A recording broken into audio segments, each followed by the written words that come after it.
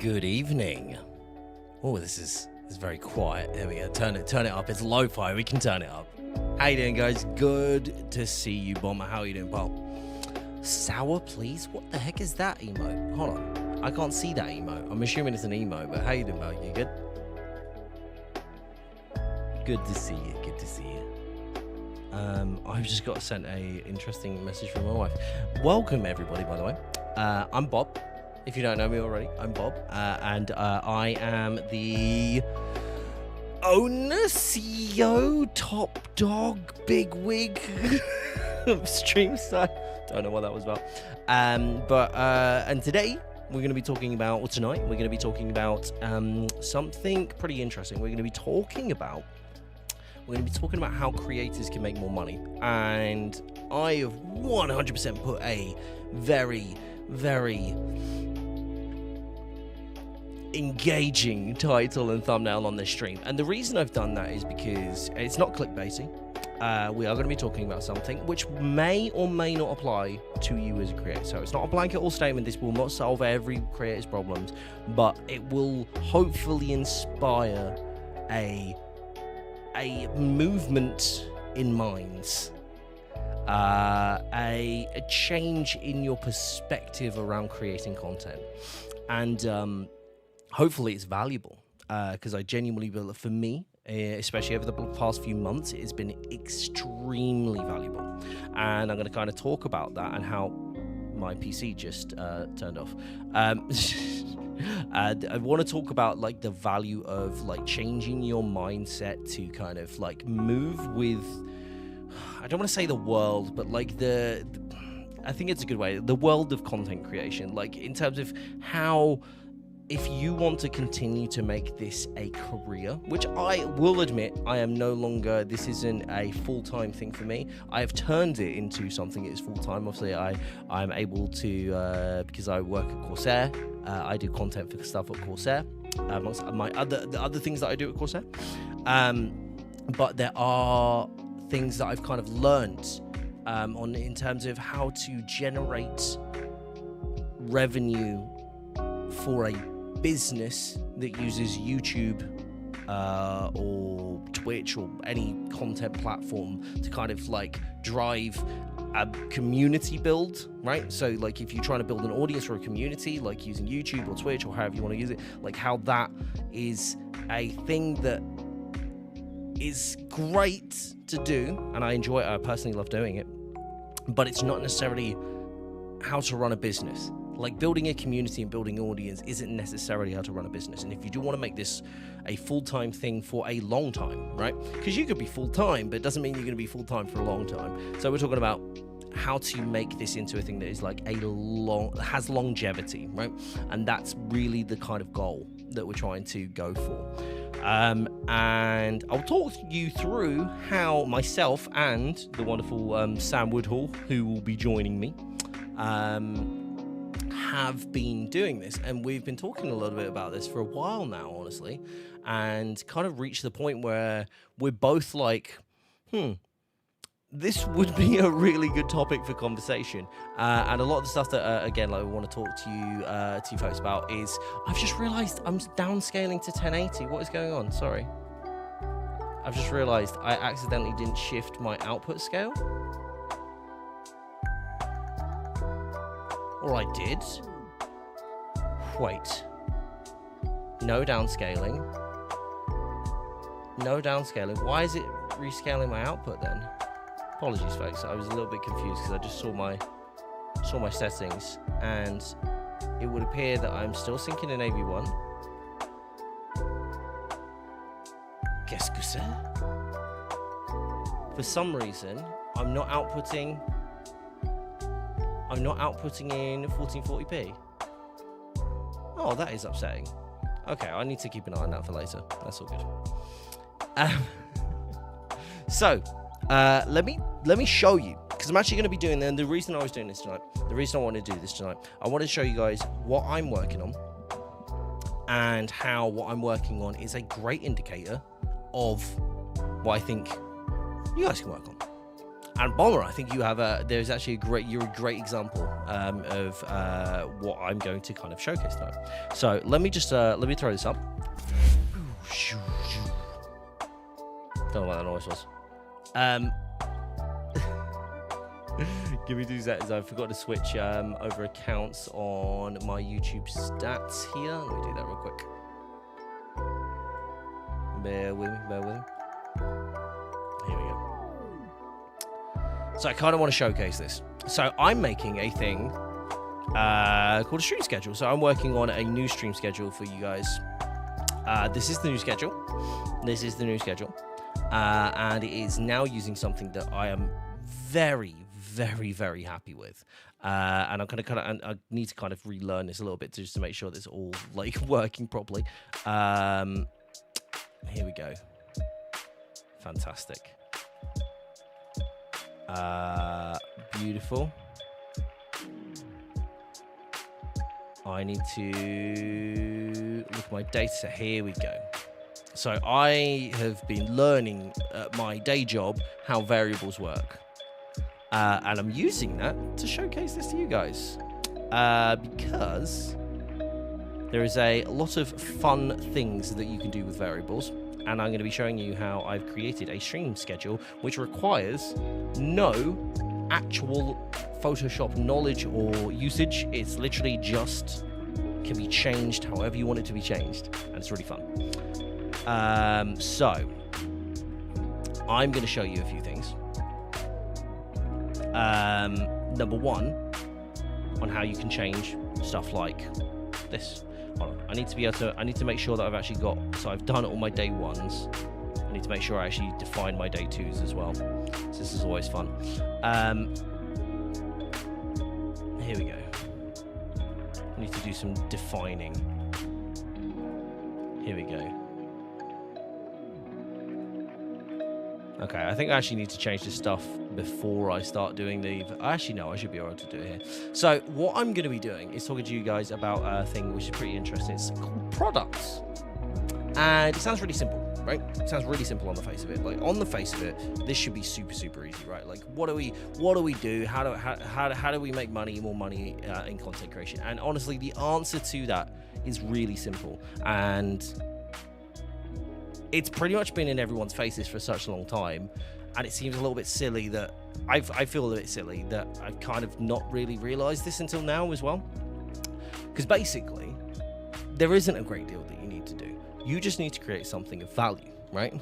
And that might be easier said than done. I'm fully aware of that. But we've got a couple of cases to show you guys. One being Sam's, in terms of how we as creators tend to, especially like educational creators or people who create things, we tend to focus on how much money we make on a YouTube video, or how much money we make on a stream, or how much, how much CCV we have, this and that and the other. When what ends up happening is that is kind of the secondary part, right? Because a lot of people kind of finish there, right? They kind of get to a point and they go, okay, well, building an audience. And that's all I'm doing. And by building an audience, I get more subs, and by more subs, I get more money, etc., etc., etc. Right? And that's a whole thing. And it's like, yeah, okay, yeah, that kind of works, right? Like, we've seen people do it, we've seen it happen. It's a thing that happens. I understand. But when it comes down to it, it's really hard to kind of like. When you think about it, it's like really hard to maintain that stuff. It's really, really hard. In fact, like a lot of people don't realize quite how difficult it is to actually maintain a full actual like time job. Like that maintaining that and having that as your thing that you do, like going live or outputting videos, requires you to consistently be doing things, right? It requires you to constantly be providing content, right? And that's sometimes just not viable for, actually I say sometimes, a lot of the time it's just not viable for people, right? You just don't get that side of things. It's very hard to do, right? It's very, very hard to keep that consistency when you're actually creating and like trying to do this over time. Sorry, I just need to make sure I drop this in Discord as well, because I forgot to tell everyone I was streaming in Discord. Bear with me.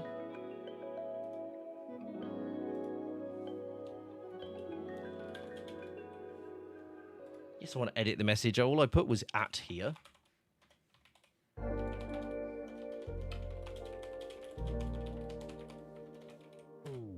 There we go. Beautiful. So what I've been kind of trying to ascertain, and this is kind of for myself, right, at first, because I wanted to make sure this was something that worked. And both myself and Sam have been looking at ways of like doing this in an efficient way, right? Like how do we make the best of our time, right? And how do we make money without having to be constantly on? Because I think that's a big problem for everybody, right? It's very hard to be constantly creating, especially if like for someone like myself who is now like doing a full 9 to 5. How do you do this? Like how is that possible?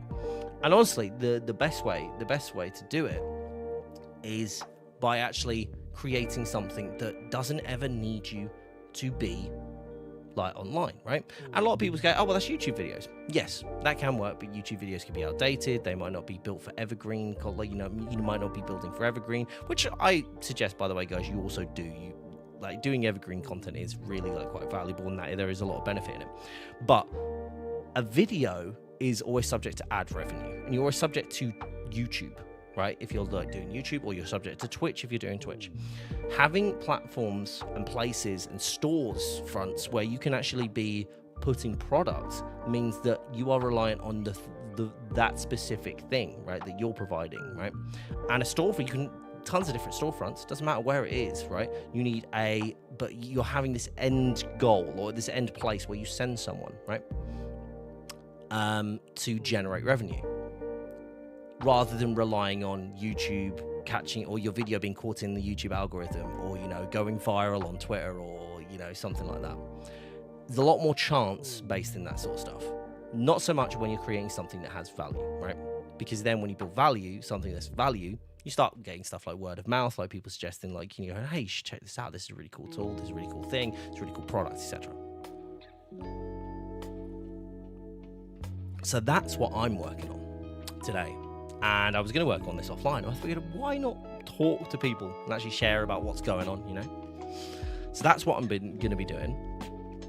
And I'm going to kind of try and really go through this as best as I can as well. So bear with me, because I'm very aware that I've got a few things in here that just aren't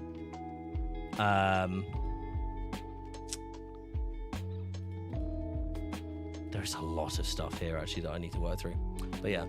But so I want to kind of, Bomber, I think you're a fantastic person to talk to this about, because for me, I'm going to be creating this, right? I'm going to be creating my one of my products, one of them. So you've seen some of mine before, right? You've seen my Stream Deck icons, you've seen overlays that I've done and stuff like this.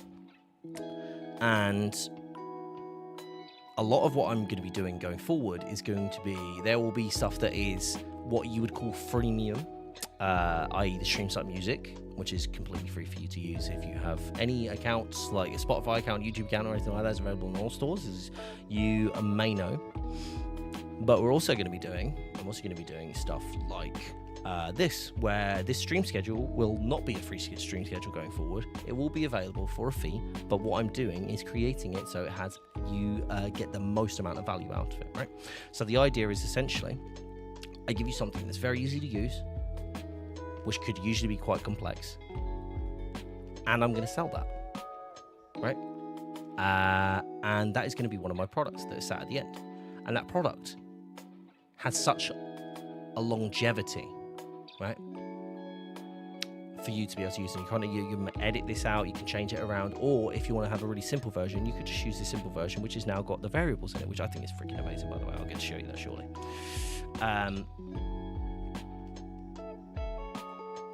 Although I need to flip and find out what is going on with these things, by the way. Topic text line, that is one of them, yes. I've gone a bit here we go. Topic text line, text replacement, and this needs to be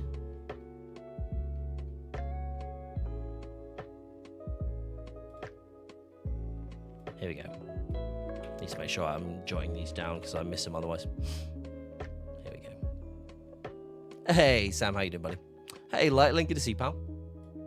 So yeah, and Bomber, you do some really cool things, creative things, right? My manager had to sort real quick, so I missed what you just said. No worries, dude.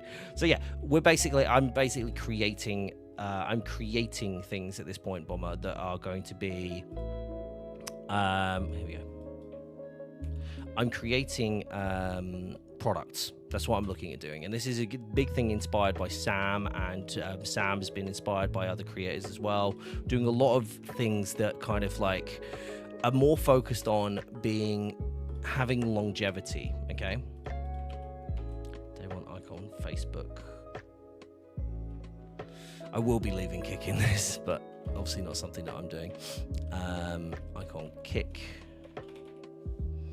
Hey Metal, good to see you, buddy. TikTok, Twitch, Trovo. There we go. Just trying to remember all the things here. TikTok, Twitch, Trovo. There we go. So I'm making this, for example. I'm making this YouTube. Sorry, YouTube. Yes, there we go. Do YouTube. Then it's day one, day two. There we go. I'm making this stream schedule for people who don't know how to do YouTube, Photoshop. So I'm creating this that is just built by variables. And it's really cool because it means that if you don't know how to do this, all you need to do is open up an Excel sheet and just put, literally just put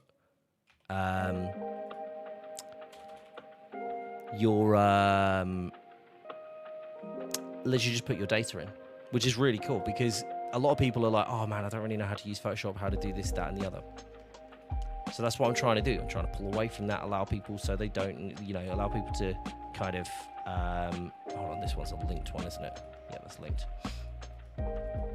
Apologies. As I scroll through these day one half topic. So once this is built, let me just grab these. This is a visibility one. This one up here is an image one. Actually, I think these day one icons might be.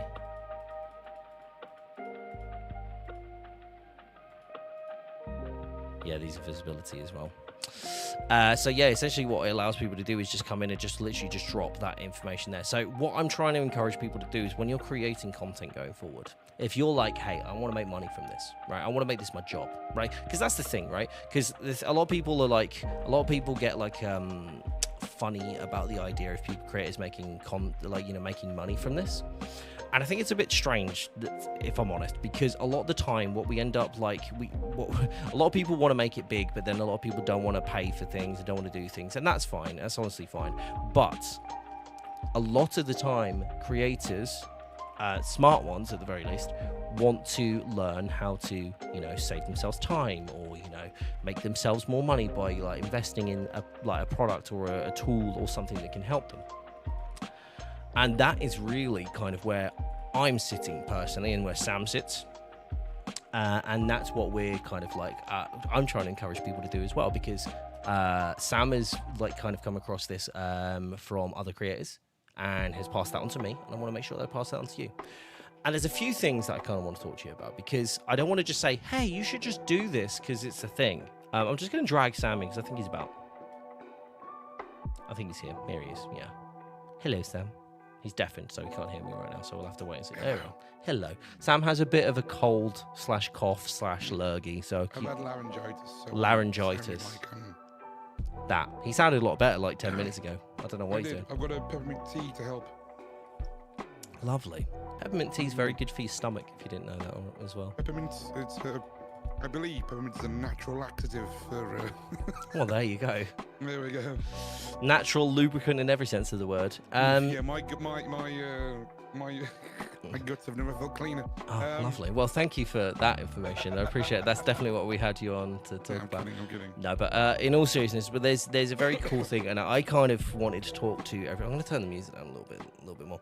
I kind of wanted to talk to everybody about this because there's a lot of really interesting things out there where people say, oh, do this, do that, do this, do that. And it's like, it's fine, right? Like, there's nothing wrong with people trying to like help you and like go through. But a lot of the times it's really kind of hard to know who's you know, what people are saying, is there really value in it, right? Is there merit in what this person is saying to me? Like, why would I listen to it? And we've got a pretty fun stat to share, haven't we? Yeah. So just to put it into context, so what we're not going to do today is, if you guys, a lot of you guys know, Sam, you have around about close to 75 or over 75,000 subscribers on YouTube, yep. And you have how many followers on Twitch, for example?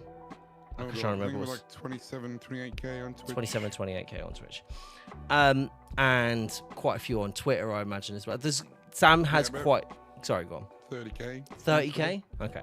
So one of the interesting things is, and what we've been talking about, and what Sam's been doing a lot of recently, is re-strategizing, kind of like looking at applying like his knowledge and his expertise in a way that actually, instead of just doing everything for free, which is typically what we've been doing for a while, both myself and Sam, and a lot of other creators like us, right? But looking at applying a way of making money, but that still provides not adequate value, actually, like value that probably exceeds the amount that's being asked for. So that's what we're looking at doing. And a big thing what Sam did, if you guys didn't know, if you haven't seen this, Sam's created the Creator Dashboard, which is a Notion template, which is absolutely fantastic. I use it. A lot of people I know that use it. Links in the description down below, by the way. This is not me being paid by Sam, just want to say. But I did want to put it below for you guys to check it out. So there is, that's a product that Sam's made. And we're not going to talk specific numbers right now, but we did a cheeky calculation. So Sam earned a certain amount off of YouTube from the past 365 days, you know, the past year to date, sorry. So the last 10 months, right? Well, 9 months really, isn't it, if you're at the 10th? Yeah, so the last 9 months, Sam has earned an amount, right? So we'll call amount X for now. And Sam has also earned from various storefronts, Fourth Wall, Kofi, I think those are the two main ones, right? Yeah. And the amount that Sam's earned from the first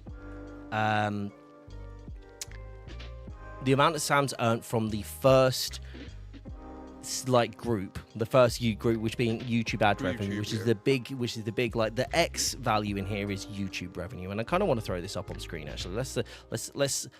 We're gonna assign a value. These aren't the numbers that we're working with, but I just want to kind of give you guys a bit of context on this, okay? So the number that we're looking at right here, let's get this nice big white canvas up here. The number that Sam has earned here is good. We're going to call this value X for now, and we'll assign a number to it shortly. So we'll call value X, and this has been YouTube. This is YouTube ad revenue. This is what a lot of YouTubers are really focused on. How do we make money from YouTube? YouTube can, like, you know, pay my bills, do this and that and the other, right? And then we're going to compare this, which is, we'll say value Y, which is product. We're just going to call this product, and it's a single product. I just want to highlight this for everybody as well. This is a singular product. Okay, so YouTube earned Sam X amount. Y is the product amount, and this is how much like Sam earned. The amount increase, and I'd really like folks to take a guess, by the way. I'd really like to you guys to look at this and go, for over the past year, throughout 2023, which is pretty much 9 solid months, how much of an increase or how much additional revenue do you think Sam made from product? Because we can say confidently, by the way, that the singular product has made more money, which is amazing in itself, right? Because that's pretty incredible, right? That you've made just off of one product, one product has made more. So there's literally X is an amount, Y is an amount, and I'd love to know what everybody thinks in terms of what has been made. Does anyone in chat want to take a stab? I'd really like to see if anybody's saying, and we could say percentages, right? So do you think Sam made? And we're gonna put this down. So we're gonna put this down as difference, right? So this is gonna be Z value, and we can talk about this as like as percentages, right? So we have this amount that Sam made from YouTube this amount that Sam made from his product, we've already established that this is an increase, right? So this is more, which, again, just to reiterate, being able to make more money in a year than from one product than the entire year of YouTube revenue, which is generally what Sam's known for, is astounding. And I really want to know what you guys think is the difference. And again, feel free to just take a stab at it. If you're like, oh, I don't really know, that's absolutely fine. I just love for you to take a stab at it. And we can, again, say percentage value. So do you think the difference is 5% additional, you know? Like, what do you think? Does anyone in chat want to take it? If you don't want to, that's fine, because we will go through it. But I'd love to see if you could hazard a guess on it. 63%. Okay. So what we're gonna do? 33 million. Okay. Well, we need real percentages. So what I'm actually gonna do, I'm gonna say like this. Let's say this is like, we're gonna put a number value, because we had somebody say 63% difference, right? So we're going to say, 63% is a sizable amount more, right? Like, it's a decent chunk of change more, right? So let's just see how that value stacks up. So we're going to say YouTube was $1,000, let's say. We're just going to throw that number out there. Yeah, $1,000, yeah. That's a good baseline. Yeah, so we'll use that because it's a nice round number, easy to kind of calculate. And then, so we want to say what is an increase in 63%, right? So we would say the 63% on that would mean 630, right? So we're going to say the product made 1,630, right? Yeah. Which would be very nice, right? That's really good, right? You go, okay, well, YouTube made $1,000, and off the product, just the product, which is sat there, by the way, it's done. It's been made, and there's nothing more, right? There's nothing more being added to that. That's huge. YouTube needed to churn over and constantly having things happen to it. And I will admit, and we will recognize that that product obviously requires traffic. So you do need things to be driven towards it. One of the great things about product is, though, if you have a tool or something to sell, it actually does a lot better when you're using things like word of mouth, which generally have some of the highest success rates and highest conversion rates just across the board, right? Maintaining a community and an audience is key. You do need to do that. I'm not saying that like you make a product, that's it, everything works, right? But the ability to be able to use YouTube to drive more revenue than you can gain on YouTube is very, very interesting, right? And we're not just talking YouTube, we're talking Twitch, we're talking Twitter, we're talking like generally like social, all over the place, right? So this is great. But so you guys think that 63%. Okay, so we had another suggestion in chat, which is 175%, right? That's what Fate Walker thinks there. So we're going to take that amount. So what we're going to say, so that's 170, and my maths is terrible. So we're going to so we're going to say it's what? Should we increase? So how do I need to do my math, put my maths head on now. So we need to take the initial amount, and then we need to, I'm going to use a calculator. Let me just use a calculator. So what is 175% of 1,000?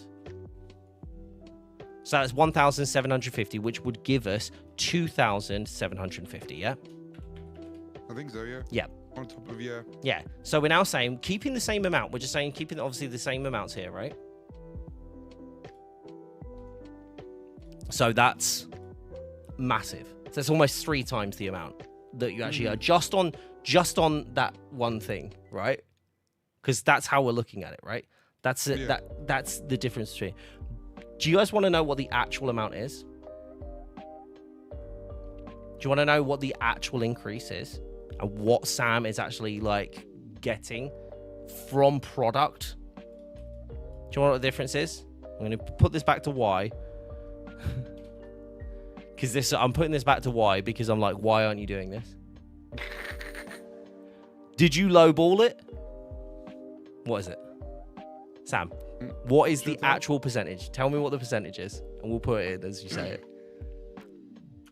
It is 251%. 351% difference. Okay, let's say 250 just to make the maths easy, right? Yeah.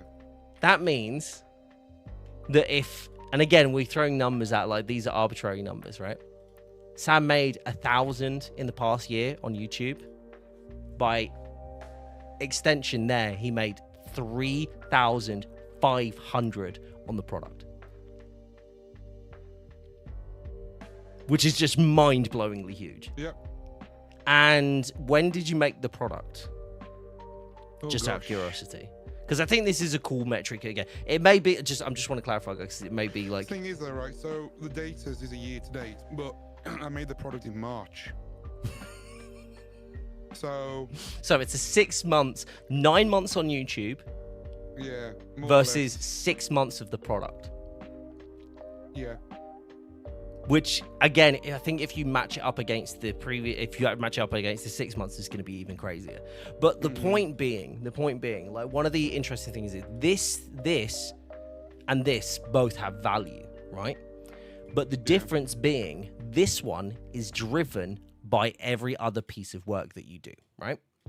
So you can use YouTube, Twitch, and everything to drive something that has a high buy-in, but has equal or greater than value to a creator overall, right? But they also, yeah, exactly, they both drive each other. So what you actually have is something here which is really, really interesting, and this is something that I've talked about a lot. We as creators in the past, and I'm saying as me and Sam specifically, we have looked at our content and what we do as a funnel, okay? And the problem with funnels, right, is they only have one end point, right? So traditionally, what we're ending up doing is going, we need to create content. So we need to create stuff up here, you know, all these like bits of content, whether videos, streams, shorts, tweets, all of this stuff, right? And all of that ends up with what we thought was subscriber, okay? So we ended up literally like here, and like, there we go, that's our money. That's how we make our money, right? So all of this stuff, all of this effort is going into one place here, right? And that's not the case, because we've been looking at this as an end goal. People tend to look at like paid members or whatever you want to call it. That is the end goal, where it's not. What we need to be doing, and what we like, I think every creator, and I'm gonna try and draw this in a very, very interesting way right now. Let's see if this will let me do it. We need to create content that looks more like this. Whoop. I'm gonna try to see if I can actually create a. Here we go. There we go. That's a terrible figure of 8, but it's a figure of 8 nonetheless. So what we are attempting to do is actually have content that feeds into itself, just generally, right? Because what we're finding is we are not looking for somebody who is a paying, like one, you know, like getting that one subscriber and then getting multiple subscribers and then constantly having to maintain that, because it becomes a game of spinning plates, right? You always have to be live, or you have to do a new video, or you have to do this and that and the other. And what ends up happening is you end up burning out, which we've experienced recently, right? Like a lot. Like multiple burnouts as well. It's not like a single burnout. It's like multiple stages of burnout. And a lot of that is probably what drove me to no longer want to be a full-time creator. And I think a lot of creators find that as well, because you end up going through this whole cycle of going, okay, well, I have to be live, and I'll have to do this, and I have to do that. Yep. And one of the conversations we had just now, literally, and this is kind of what spurred this whole stream on, one of the conversations we'd had just now was, I think a lot of people think the goal is to be, you know, like be able to stream and create content all day, every day. That's the dream. And I think it's like a nightmare to me. and I think this is the thing, is we've matured. We've kind of realized that's not really a thing, is it? It's like, you don't want to do that. Like, do you want to be 80 years of age streaming to, you know, X amount of people every single day? Yeah. I don't. No, that's the thing. And I think I don't want that. I don't be 80 years of age and still making videos. I want to retire by that point. I want to be 50 in this. And I think that's the thing. It's like we've kind of like the established kind of like order of like, you know, or the desire to be a creator is very much driven by these arbitrary, anomalous things like fame and like virality and all of these things that generally you don't control. Mindset, isn't it? It's the like that you see with a lot of high-end established streamers, them online all the time, raking in subs, thinking that's how they make the money, and it's like. That's like maybe like realistically you want that to be like 1% of your income, really. Yeah, and I think that's the thing, isn't it? Because a lot of people just kind of like sit there and go, okay, well, this is what I need. I just need to constantly be on and keep constantly be doing this. And I think it's not really what any of us should be or should have been focusing on for a few years now, because essentially what I got, and I think that I'm not going to speak for everyone, but to me, the idea of being able to build up a business that you end up spending 1 or 2 days a week on, and then you make all the money that you need and all like do all the stuff that you want to do, and you can then spend your time doing more creative, more like, you know, interesting things rather than just churning out more and more content on the same topics again and again and again, is just more fulfilling. Like, just creatively, but like financially, like emotionally, mentally, physically, like all, it's literally just more satisfying, I think, in general. And I think if you want, and that's the great thing, is like what we've talked about, Sam, is like what, like for me, for example, like for Streamsight, what I want to go and grow it into is a thing that becomes self-sufficient in the sense of that I can remove myself from the process, and it can continue to be valuable as in it drives revenue, so I can do other things that I also enjoy as well. Yeah, absolutely. Like, think about this. You've got a product that is live 24/7, that if you decide to go on holiday one day with your family, you can do, because you're not then tied to a computer all the time. And I think that's the thing, isn't it? Because essentially, like, and I think one of the things what people don't really realize is when you kind of create when you create a product that has that value, that will continually push things. Yeah, you do need to push it occasionally. You will need to go, okay, well, I'm going to do a video.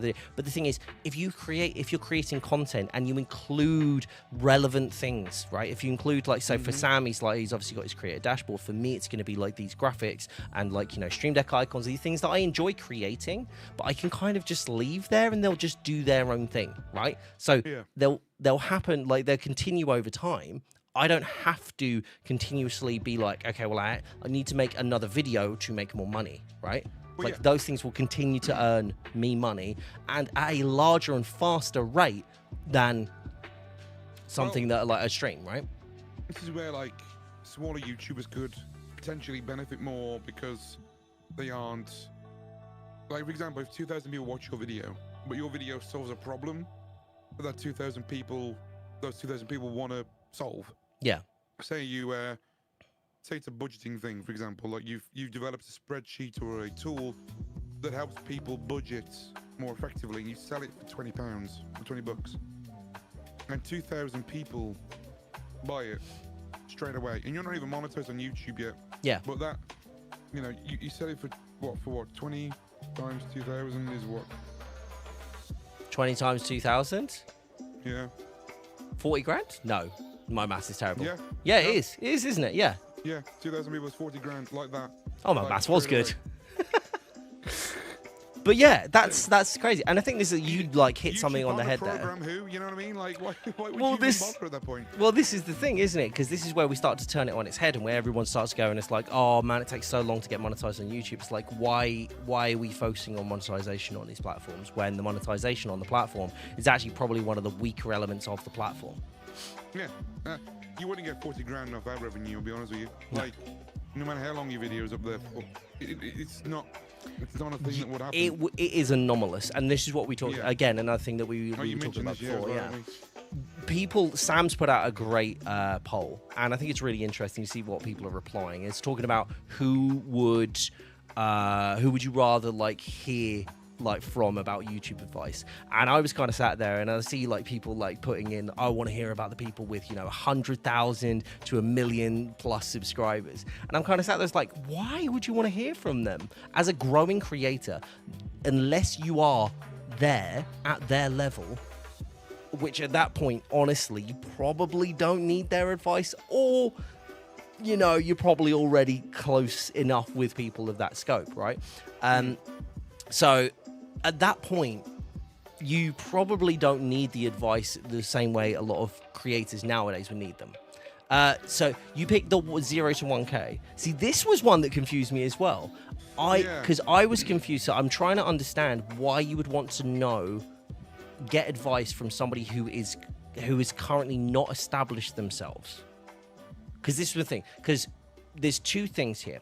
There's two scopes, and some of it might be a bit like brutal, but anybody that's over 100K, chances are, and I'm going to be really, really honest here, chances are, unless they're specifically targeting content towards content creators, as in their job is to specifically help different segments of the growth, like the people on growth scales, the people over 100K are creating content, or have created content that either has taken them a very long time and they've built up their knowledge, but that's built on past knowledge, or they're anomalous, right? As in, they are people like Mr. Beast, like Ludwig, and everyone's like, oh yeah, but you can create content like that. Like, yes, you can, but I will, in the nicest possible way I can say this, chances of you being Ludwig are the same chances that he had of becoming that big, Ludwig. Right? Yeah, it's you are looking at an anomaly,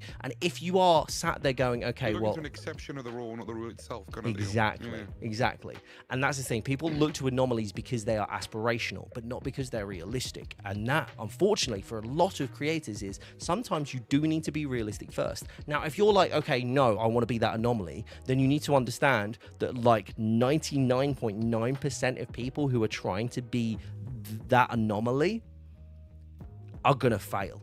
So if you are setting yourself up with that, you will potentially, the chances of you setting yourself up to fail are like 99.9%. So you've got to understand that they exist as Sam said, as an exception to the rule. Yeah. Okay. I do think the sweet spot is between 10 and 100K, between 10 and to 100K. Absolutely. Personally. I agree. For me, when I'm over like 150K maybe as well, because you want to get like a. I think it's more about the point where you're closer to, right? And I think that's the thing. It's like, I don't want to hear from anybody around growth that is not established enough to have hit 10K. And I don't mean that is because I don't think that they've are not creative or they haven't got any merit. But for me, if I'm going to listen to advice on a blanket level from somebody, I want to understand that they've done the work, right? They've experienced it, not just saying about it. And I'm fully aware that I am sat at 1K on this channel saying that. I have established elsewhere, and I do. And I think and there are exceptions when you're talking about specific niche topics, because there's a lot of people where you're going, okay, like say for example, like a public speaker, right? Somebody who is a work coach and hasn't got a YouTube environment, right, to share and go, okay, well, I've got, however many YouTube subscribers, right?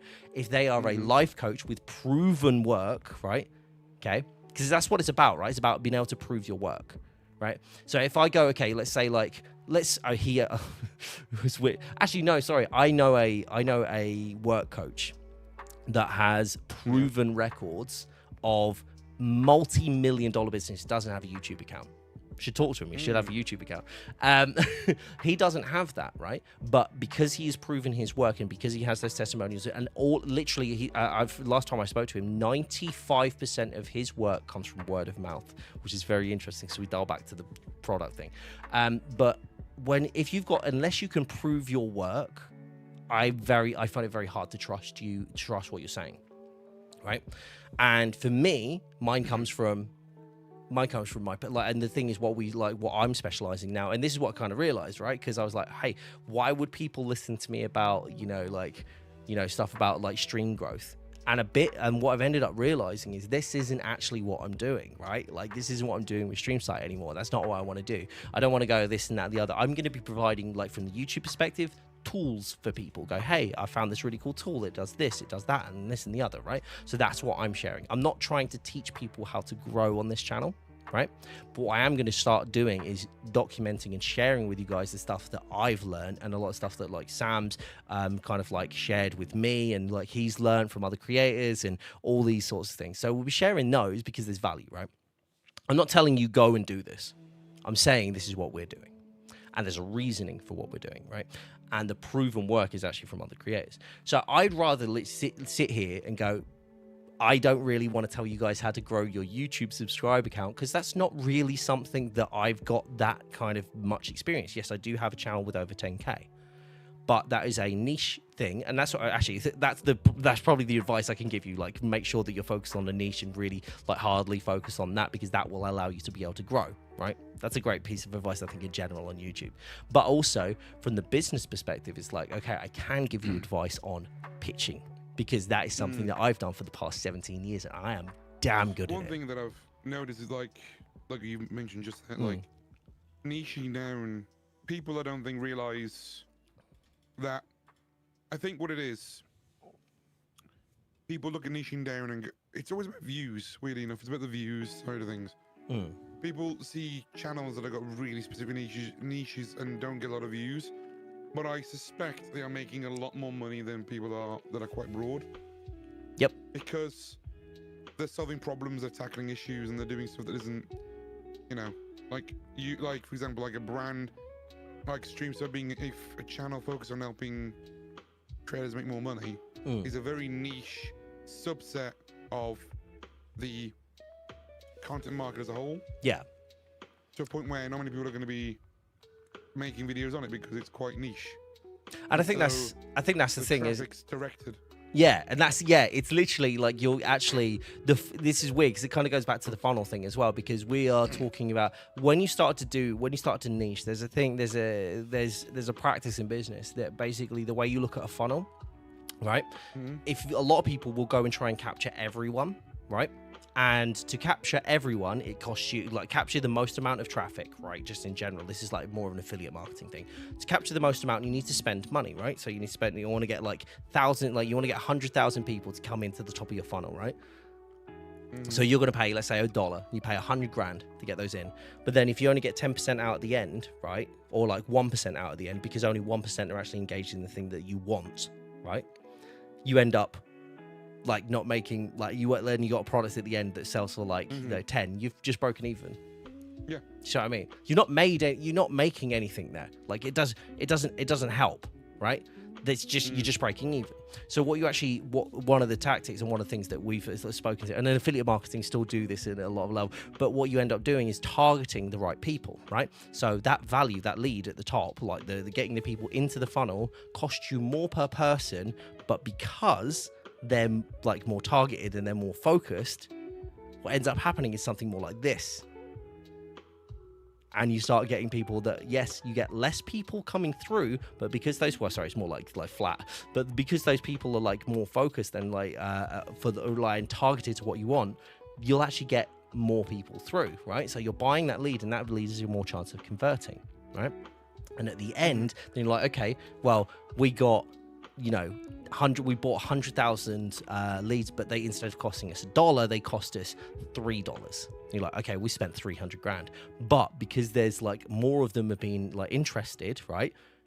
50% instead of like, 10%, it's 50% now, right? That converted is like, that's amazing, fantastic. We have these people like come through. And at the bottom, you're selling whatever you're selling for not like $3, which it cost you. You're selling like 5, 6, 7, 10, whatever, right? So you're selling at the much higher rate. So now your profit is obviously a lot bigger. So that makes more sense. So this works for everything, right? This works for like niching down and like focusing on this. Go, okay, well, I don't care about getting all these views. I care about getting the right views. And that's the difference. Exactly. But there's also another layer to this, because, and this is something you've identified recently as well, Sam. When you get those people through, when you get them to a product that provides value, that is either equal or greater than the amount that you are asking for, what you're creating is a valued and like trusted consumer, right? So you're getting somebody at the end who's like, they trust what you've created and the product that you're outputting, right?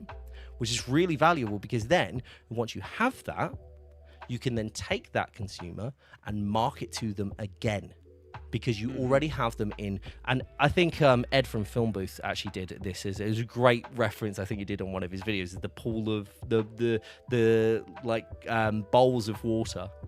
He did that, yeah. Good one, yeah. And basically what happens is you go down, somebody who buys one product from you, and like a certain percentage of them are like, great, that product was fantastic, I love it. And then they're like, okay, fantastic, I'll go use this. And then you output something again, and then they will go through the entire funnel. Because you can, when you actually get them in, you capture their emails, you capture... Probably quicker as well. Yeah. Because you haven't got to capture the initial... Exactly. You haven't got to do the initial legwork. So, and then, what does it start to look like? It's not a funnel anymore, is it? It's a figure of 8. Well, it's more like a circle. Like a circle would have been a bit more easy for you to draw, I think. Yeah, I think so. I probably should have drawn a circle. But the point being is like, this is what, like, that's where the value lies. Right? I'm just going to be about real quick as well. No worries, that's all good. Just cough my lungs up as well. But yeah, so that's what we wanted. That's what I want to talk about today. Hopefully that helps. Because again, big part of what I'm trying to do here is very much focused on that. And it's very much focused on how do we create things that have that longevity. And don't just mean the one-time hope that somebody stays interested in you, right? And that's what we're going to... Give me 2 seconds, by the way, guys. I'm just going to pop to the bathroom, but I'll be right back.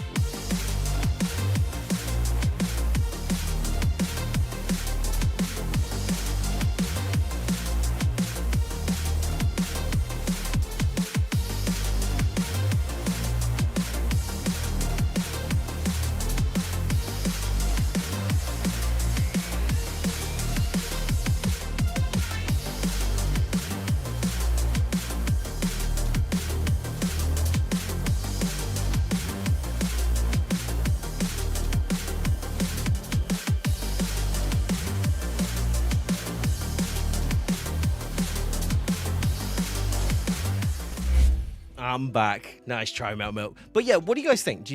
What do you think to the approach? Because I think this is something that I'm going to take going forward. I'm going to focus more on creating products that are going to provide value to people, and then move from there. You know, I'd love to know what your thoughts are. And I think Bomber, like I was saying, I think you're a fantastic example of this. Because do you know what I don't see? Like what I'd love to see. Sorry, it's like products. You know, like. For a product for you could be like LUTs, right? Like doing like, you know, LUTs that you can sell that get specific, like, you know, results for imagery, presets, you know, all of these things that you have from your photography side of things that you can utilize. So you show your photos and go, hey guys, like these photos, like you do a post of your photos. Here's how I got this shot. Like, here's the things that I used. You could also like use other things like affiliate marketing, which I think are really undersold. You know, like, here's this thing I did, like, you know, here's what I used to be able to get these things, you know. But I would love to see you come up with like some photography, like presets, like, you know, what you utilize, like when you're using like certain things, like what lens do you use, like why do you use that? Or again, I think like things that you can create yourself, like LUTs or like filters or like stuff like that. I think it's great. However, there's some niches that are either so oversaturated with the same products and no possible alternatives, or not a possibility at all to do it. That's the key of like trying to find that niche, right? To be able to, this is one of the hardest things to do in any kind of content, any business, is find something that is that hasn't been done, right? But the thing is, it's not necessarily to. A lot of people think that that's the problem you need to solve, right? Find something that hasn't been done. It's no. You can find something that's been done. You just need to do it better. And there is always room for improvement. We've been doing it for hundreds and hundreds of years with something simple or something complex. And it's all down to like how creative you can be with something, right? And I think the problem is, right, and I say this with all the love, the problem, what we end up going through is going, well, I can't think of anything. Oh, I'm not creative enough to think of something like that, right? And the problem that we create there, sorry, visibility variable 1, no, that's wrong. The problem that we create there, right, is that we are putting a limit on what we're trying to be able to, like what we're trying to achieve, right? So realistically, if you aren't creative enough to come up with something that has that value and does that as a product, then it's going to be hard for you to sell things in general. So I'm not saying everyone can do it, right? But you need to be able to do that as well. My schedule is unscheduled. I think I haven't mentioned what I said on one of your YouTube videos. That's fair. And I think for me, I've been very unscheduled recently. And this is a big part of what I want to start doing more of, right? So I need to make sure that when we're doing things that we remain consistent with what we're doing. And even though I've been very inconsistent recently, it is a focus for me. And I understand, like, for example, like, I've not been able to stick to my focuses, right? I can't like blame that on anyone except for myself though, and that's what I need to do. I need to make sure that these things. So this is what I'm kind of I'm going to be like kind of putting this towards this. My life is unscheduled. How you doing, Jesse? I think one of the things, and I think one of the problems is like, and I'll be like, this might come across as a bit of tough love if I'm being brutally honest with you. Sometimes you need to accept that if you aren't putting the work in and you're not being consistent, then that might be what's holding you back. It just might be. And it's not, like I said before, like I've said earlier, there's some hard truths in a lot of the stuff that I'm going to be talking about over, well, just going forward, if I'm honest. And this is not saying that, you know, people are making excuses. Sometimes they are. This is not me saying that as a part of that, though. What I'm trying to say is, like, we need to also recognize that you're measuring, if you're trying to make this into a career, a lot of the time, it requires a considerable amount of effort, time, you know, focus, strategy. There's so much to it that you kind of don't really like, that a lot of people haven't been doing for a very long time. And if you are kind of looking at this as doing it full time, you treat it as something that's full, as you would a job, right? And in a job, you got to get up, you got to do your hours, you got to make sure you get all your work done in a certain amount of time. You know, there's a lot of things to it. And a lot of people don't want to do that with their content. They're like, oh, I want to have fun, I want to enjoy it. And that's fine, by the way. There's nothing wrong with that at all. I'm definitely not saying that. Before anybody jumps down my throat on that one, that's not what I'm trying to say. But what I am trying to say is you need to recognize that in this industry, in content, if you're trying to make content a full-time thing, you need to treat it like it's a full-time thing. Again, not great to hear, not like aspirational, but it's also the reality of it. Okay, mum. I didn't even get a daddy for that one. Come on. But I don't believe in the oversaturation thing. I don't believe in it, honestly. There's somebody who literally this year started doing content on Hitman, and they've done like 5 videos, and each one of those videos got over 1 million views because of the way they presented it, the way they packaged it, the way they created it. YouTube isn't oversaturated. YouTube just has a lot of mediocre content, and I will admit a lot of my content fits into that as well. So that's what I'm working on improving.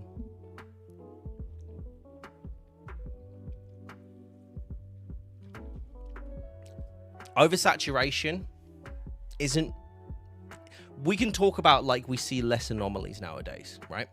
We see less and less anomalies, less and less ninjas, shrouds, Mr. Beast, PewDiePies. But there wasn't that many of them before anyway, right? So when the sheer amount of people is outweighed, doesn't mean that it means there's more competition, but it doesn't mean it's oversaturated, right? There's just a lot of stuff. So you need to create higher quality to stand out, or more unique like perspectives. But the people who are anomalous were anomalous before were people who were creating unique content. So you have to start there. That's where you start. You don't go, okay, well, I need to like push through.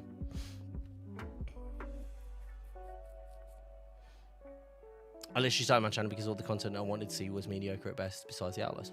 That's great. But that's what I'm saying. It's like what you're saying is like, are you? So this is the thing. Should we say, okay, am I part of that? Am I part of the saturation, or am I going to strive to be one of the outliers? And I don't mean the anomalies, right? I don't mean the anomalies. I'm not talking about the Mr. Beasts of the world. I'm talking about the people who are creating really engaging content that people want to see. Stuff that is unique and different. And I don't mean just from an entertainment point of view. I mean from an educational point of view, from like just, a value point of view, right? And that's the thing, right? That's when we start getting a bit real about it, because we stop going, okay, is this content? Would I want to watch this content? I hope not. I hope I'm floating a little bit higher in the soup. That's great. But what I'm saying, so what I would say is that your comment about, I want to get it properly. There are some niches that are either oversaturated. I don't believe there is any niche that is oversaturated. There are ones where you are going to find it harder to create more unique things because the people in the space are being unique. And if that's a space that you want to create in, then that's definitely somewhere where you need to be more creative around how you approach things and more unique, right? Find what wants to be created. Because a lot of people as well nowadays, they go, I create the content that I want to make. And that's fine, right? That's great. And I'm glad you're enjoying doing it. But if you're trying to treat it like a business, right? Because that's the definition there, right? If you want to treat it like a business, you can't just make stuff that you want to make. You got to make what people want to see, right? And that's where it becomes a little bit harder, because then you're like, okay, well, what do people want to see? And that's the $1 million question, right? How do you answer that one? But that's a whole different conversation. That's a content conversation. But yeah, again, I'm not here to judge people's content, right? That's not the goal. That's not what I'm trying to, like, what I'm trying to do is like encourage people to look outside of what they're doing from their content and start. If you want to make this a business, you want to make money. If you want to make money from content, you need to start treating it like a business, right? Because there are some people who are just naturally like good at entertaining. You're right, Sam. So there are people who are naturally good at creating like content and live content and have infinite energy and do all of this. But even those people can't take like 2 weeks off or 3 weeks off or a month off to go do something that they find fulfilling in their life, right? They're plugged in. Been listening in, by the way. Yeah. Yeah.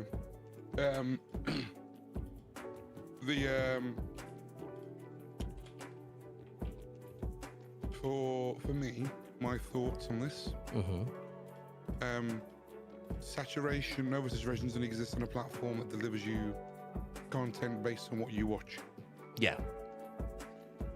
How many times, like, how do you watch? Do you watch one video then get flooded by that creator sometimes? It happens to me a lot when I watch a video or two of the creator. My homepage is full of their videos. Yeah. But not all the time. It's not every video. It's like one or two. Like you might watch this, next. There are thousands of creators on YouTube making Apex videos. Thousands of videos about Warzone, about... I got a great example of what you're talking about, though. But yeah, but like I'm just saying, like there's thousands of them. Like there's thousands of fast food restaurants as well. Yeah. You only know a few off the top of your head, maybe couple of local ones. With the mainstream ones, and you have a couple of local ones. But the local ones, there's the difference, isn't it? It's the value, right? What's their value? Yeah. The value is their location. Yeah. That's the unique thing about them. They're the only pizza place around here that does something like this. Like I have, that's a great example. I have a chip shop near me that does the specific curry sauce, and I do it in a specific. It's really thick curry sauce, and it's got like little like chunks of like bits in it, and it sounds gross, by the way. Like, but it's the best curry sauce. But it's the absolute best curry sauce in the area, right? I never go anywhere else for fish and chips. I don't care if the chips are better elsewhere. I don't care if like they do like this extra little thing that's somewhere else. Like I don't. The curry sauce is what I want it for, and that's what I go there for. That's what that keeps me going there. That you need to find your curry sauce. Well, there's like there's thousands of chip shops in the UK. You know. That's the thing, like, what's the USP? What's the reason you get customers coming back? What do you do differently? What do you sell that's... Do you back to your chips or your fish differently? Is there a weird... There's a... You know, do you do something unique? It's like a specific herb that you put in, and, KFC! You know, yeah. It's just chicken. But why is it good? Because they have those special, specific herbs. They have herbs and spices. Yeah, it's like, what makes your thing different? I tell you, a great example of a YouTuber, actually, Josh Strife Hayes. He does extremely long videos, like absurdly long. I don't think I've ever watched a full one, if I'll be brutally honest with you. And I really like Josh. Is very similar, Bife. But Bife does a lot shorter, I think. Like Josh's are like 3 hours long. So often he'll he will do a big one though, yeah. Well, they'll do the Destiny one, like it's a full recap of the, you know. Yeah. But you got to find what sells you as your unique. Yeah. You know, and if you feel like your niche is saturated, then you need to be proactive in finding what sets you apart from the rest of them. If you're doing the same thing as everybody else, only expect the same results. Yeah, exactly. Yeah. Sorry, I kind of half finished your sentence there, but I thought it was pretty much on topic. It's fine, yeah. But yeah, I think it's going to be really interesting to see how people take not this advice, by the way, but just generally like take on the next like wave of content, because everyone I find it really interesting, because I've kind of said it as well. I do have a sentiment about I've pressed insert, and that's why. I have a sentiment about content, especially streaming recently, which is weird because I'm sat here streaming, right? But I'm doing this because I want it. Doing this is actually more of a drive, and what I've started doing going forwards.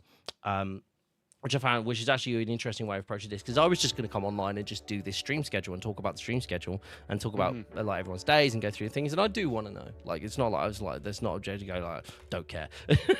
But I wanted to go, hey, how do I package this? How do we talk about this in a way that provides value? And what I wanted to do is talk to you about how you can make more money.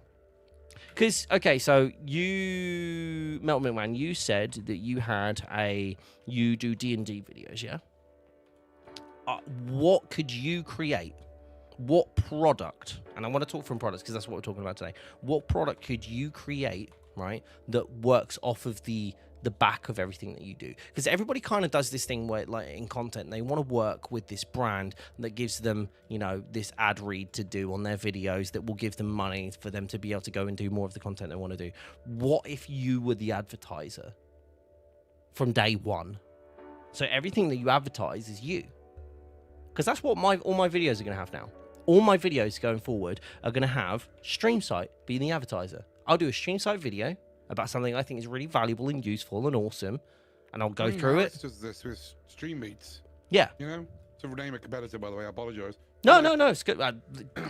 I will be the first one to admit that Harris gave me the literal blueprint for this, so absolutely fine. Oh, there you go. But you get the idea. He does it in his videos all the time. You know. Who's the advertiser? Like, let me stop you to talk, like, discuss the advertiser video. Me. It's great. Exactly. Stanley's making homebrew magic items is selling on the official third-party sales site. Okay. That's something. Do you do that already? Is that something you can do? Well, if that's the standard, then also as well. Just multiple questions here. If that's something that you can do you do it? And if you do it, what I would love to make myself, I need to investigate that more. Okay. How long have you been thinking about it? I got a few ideas. Well, I'm thinking like character sheet. I don't really know a lot about D&D, so apologies. But like character sheets. Templates. Yep. Quick guides, rules guides. Newbie guides. Yep. You could do ready to like custom adventures, pre-built like stuff. Yeah. They're called one shots, I think. You could build like a template pack that's like 10 of the you know, 10 highly written adventures that you can take your players on. Yep. Dungeon Master. Yep. You could even do things where, like, because I know there are like tabletop simulations, you could do like digital assets for tabletop sims, like design sets and environments like planets and forests and things like that. That's like 20 ideas. You just got right there. Yeah. You could create like you could even do the digital ones, but make them be able to print them out as cardboard like prop things. You know, like you can like print at home stuff, sell them for like £5 and have like a pack of like dungeon props. You could have one that's swamp planets. That's a lot of ideas, by the way. You know what I mean? Like, think of any location in D&D. Build the specific things for that. You could even do things with like Dungeons and Dragons streams, where you create social media pop-ups. Why don't you make a build a thing with Atom, where it's a D20, D10. I don't know if they do the D10 actually. D20, D6, D4, and it's like roll. You know, it's like it's a randomized animation for between 1 and 20. And it rolls down and makes the dice on the screen. It's like, oh, it's a roll through, it's a D20. Okay, you know, do some cool animations for that. I love it. I think this is the thing, right? Like, because when we start breaking, when you start like literally, because you can like, it's like you said, like. Do you know how I found all these out, by the way? Go on. I went to ChatGPT and asked him for 50 ideas. Love it. I'm not being silly to you. Just change the quote. Ask it for 50 ideas. This is the thing. This is really interesting how we can actually like change like the definition of how we actually like create this sort of stuff, because it is there. It's like all these tools are there, and it's not something that we need to kind of like look down at and go, okay, well, I'm not gonna like. These are just things that you can use to inspire your creativity, like, you know, push your creativity, right? So. And I think this is like there is so many. That's actually a fantastic idea. Ask like for ideas, but yeah, no, you're absolutely welcome to screen record. Yeah, use clip this if you want. Like clip this as a segment of the stream and keep it. Like more than happy to. I think what would be a really cool thing, and I think it would be really awesome for me and Sam like to kind of sit down and do, would actually be to kind of like workshop it for someone. I think it would be really interesting. That sounds like your area with Streamsight, to be honest with you, dude. Like... That's true. I'm just going to rope you in anyway, but no, I'm joking. But yeah, like we could actually sit down, like, yeah, maybe this is a thing that we could do from the pitch like perspective. Like, how do you pitch to yourself? Do you know what I mean? Do a product building pitch. Well, actually, now I've got an idea for my own product, another product of my own. So. There you go. D&D virtual workshop series, and online workshops on various D&D related topics. Character voice pack. All your recordings are character voices for players. Like, how can you like? The possibilities are endless. Yeah, you know what I mean. Like what? I am actually like interested in terms of like how many different things that you can actually build off of like one topic, and how many people actually do these things. Because I don't think many people do. I think like as we've said, a lot of people want to just hit live, right? They don't want to have a plan. It's not a topic based thing. It's we'll just do things rather than going, okay, what's the objective here? And my objective here was very much, let's have a conversation about how you guys make more money. And it doesn't need to be all that much deeper than that sometimes, right? Right? Because you can literally go, okay, I'm going to go live and I'm going to talk about this. I'm going to talk about that. I'm going to talk about how this was a focus, you know? I've had a great idea that you could do for D&D. Go for it. So, it may take a little bit of work. It is a physical product, but I have no idea. You know how you can get AR, like augmented reality stuff? Yes. So what you can do is you sell pre-made character models of different monsters inside of D&D. And your dungeon master, right, basically has an app And what it can do is you get these little base plates. Kind of think like what's that game called where you have different characters on the plates? What are they called? It's a Nintendo game. Yeah. I don't know what it's called. Oh, sorry. There's a question. Amiibo. The Amiibos? Is it Amiibo? Yeah, it's Amiibo. Yeah, I think so. Something like that. But it's like you can buy like, I don't know, like Mario, and you put him on the device and he pops in the game. Yeah. You have little like base plates, and you sell the base plates are like QR code things. And when you hold your camera up to them with the app, it will basically have a 3D version of the monster that you're doing. I think Sam's just giving you like a $1 million idea. Metal. Right. I think you can have the community customize, build them, so you can have like your own. You can have you buy like say 5 or 6 or 5 to 10 plates, and you can upload your own models. So the community can build and add. And you can upload your own animations and do like simple stuff or like more complex things. And you can have a health bar at the top of the thing, so everyone in the I think I know who I need to like send you to for this idea. By the way, Sam, I'm just saying. So like everyone in the party can hold up their phone and see the enemy, right? See the health bar, and the dungeon masters control things. Sam, I think you're in the wrong business. I think you're in the wrong business, bud. You need to go and pitch this to someone. I love it. Well, there we go. I'll take a commission. Too late. You've just given the entire idea out now. It's true. But stuff like that, where like it's a physical product, but there's digital aspect to it. Where you only have to make one thing. Yeah. It's like a base plate with a QR code on it, and you scan the QR code. It pairs with your phone or pairs with like the app, and you can put whatever on there, and then when your party can see it. I really love that idea. I'm not gonna lie, just myself. I really like it. Well, there you go.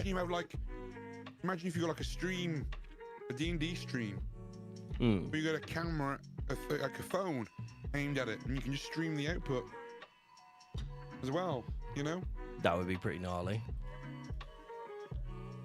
I'm kind of like now. I'm like, hold on, where are we? Could we build that? Could we build that now? Could we do that? You want to do that right now? Like, no, oh my god. God. Can you imagine? Know what I mean? No, I know, no, and I think that's the beauty of it, like, right? Because there are things that you can literally just go, hey, this is something that we're gonna do, right? This is something that we're gonna focus on, and I think that's really cool. And that's really these things, like a lot of these, like just built off of literally using tools like Chat GPT to come up with to spark ideas, right? Because chances are, if Chat GPT tells you about it, chances are people are doing it, but also how many people are doing it, right? Because the problem, one of the biggest companies in the world, one of the most recognizable brands in the world, created something not original, but they just did it better. I won't let you answer because you already know. You're not allowed to answer because you already know. Who did that? Who took something that already existed, worked perfectly fine, but then came along and did it 10 times better, and now is one of the biggest brands in the world and charges obscene amounts of money for stuff that technically other brands do just fine? That's giving it away a little bit now, but yeah. I'd like to know if anyone in chat fires off for anything for anybody in chat, because it definitely does for me. I'm still trying to find these things here, by the way. Text line design full day off. So it's under my full day off here. Apple comes to mind. Yeah, it's Apple. Apple, yeah. They just did it better than the last person. You don't need to. The problem is, in today's day and world, I'm not saying don't try and be original, right? I'm not trying to say that. But if you're looking from a business position, if you're looking from a creative side, right? Being original is a fantastic aspiration, right?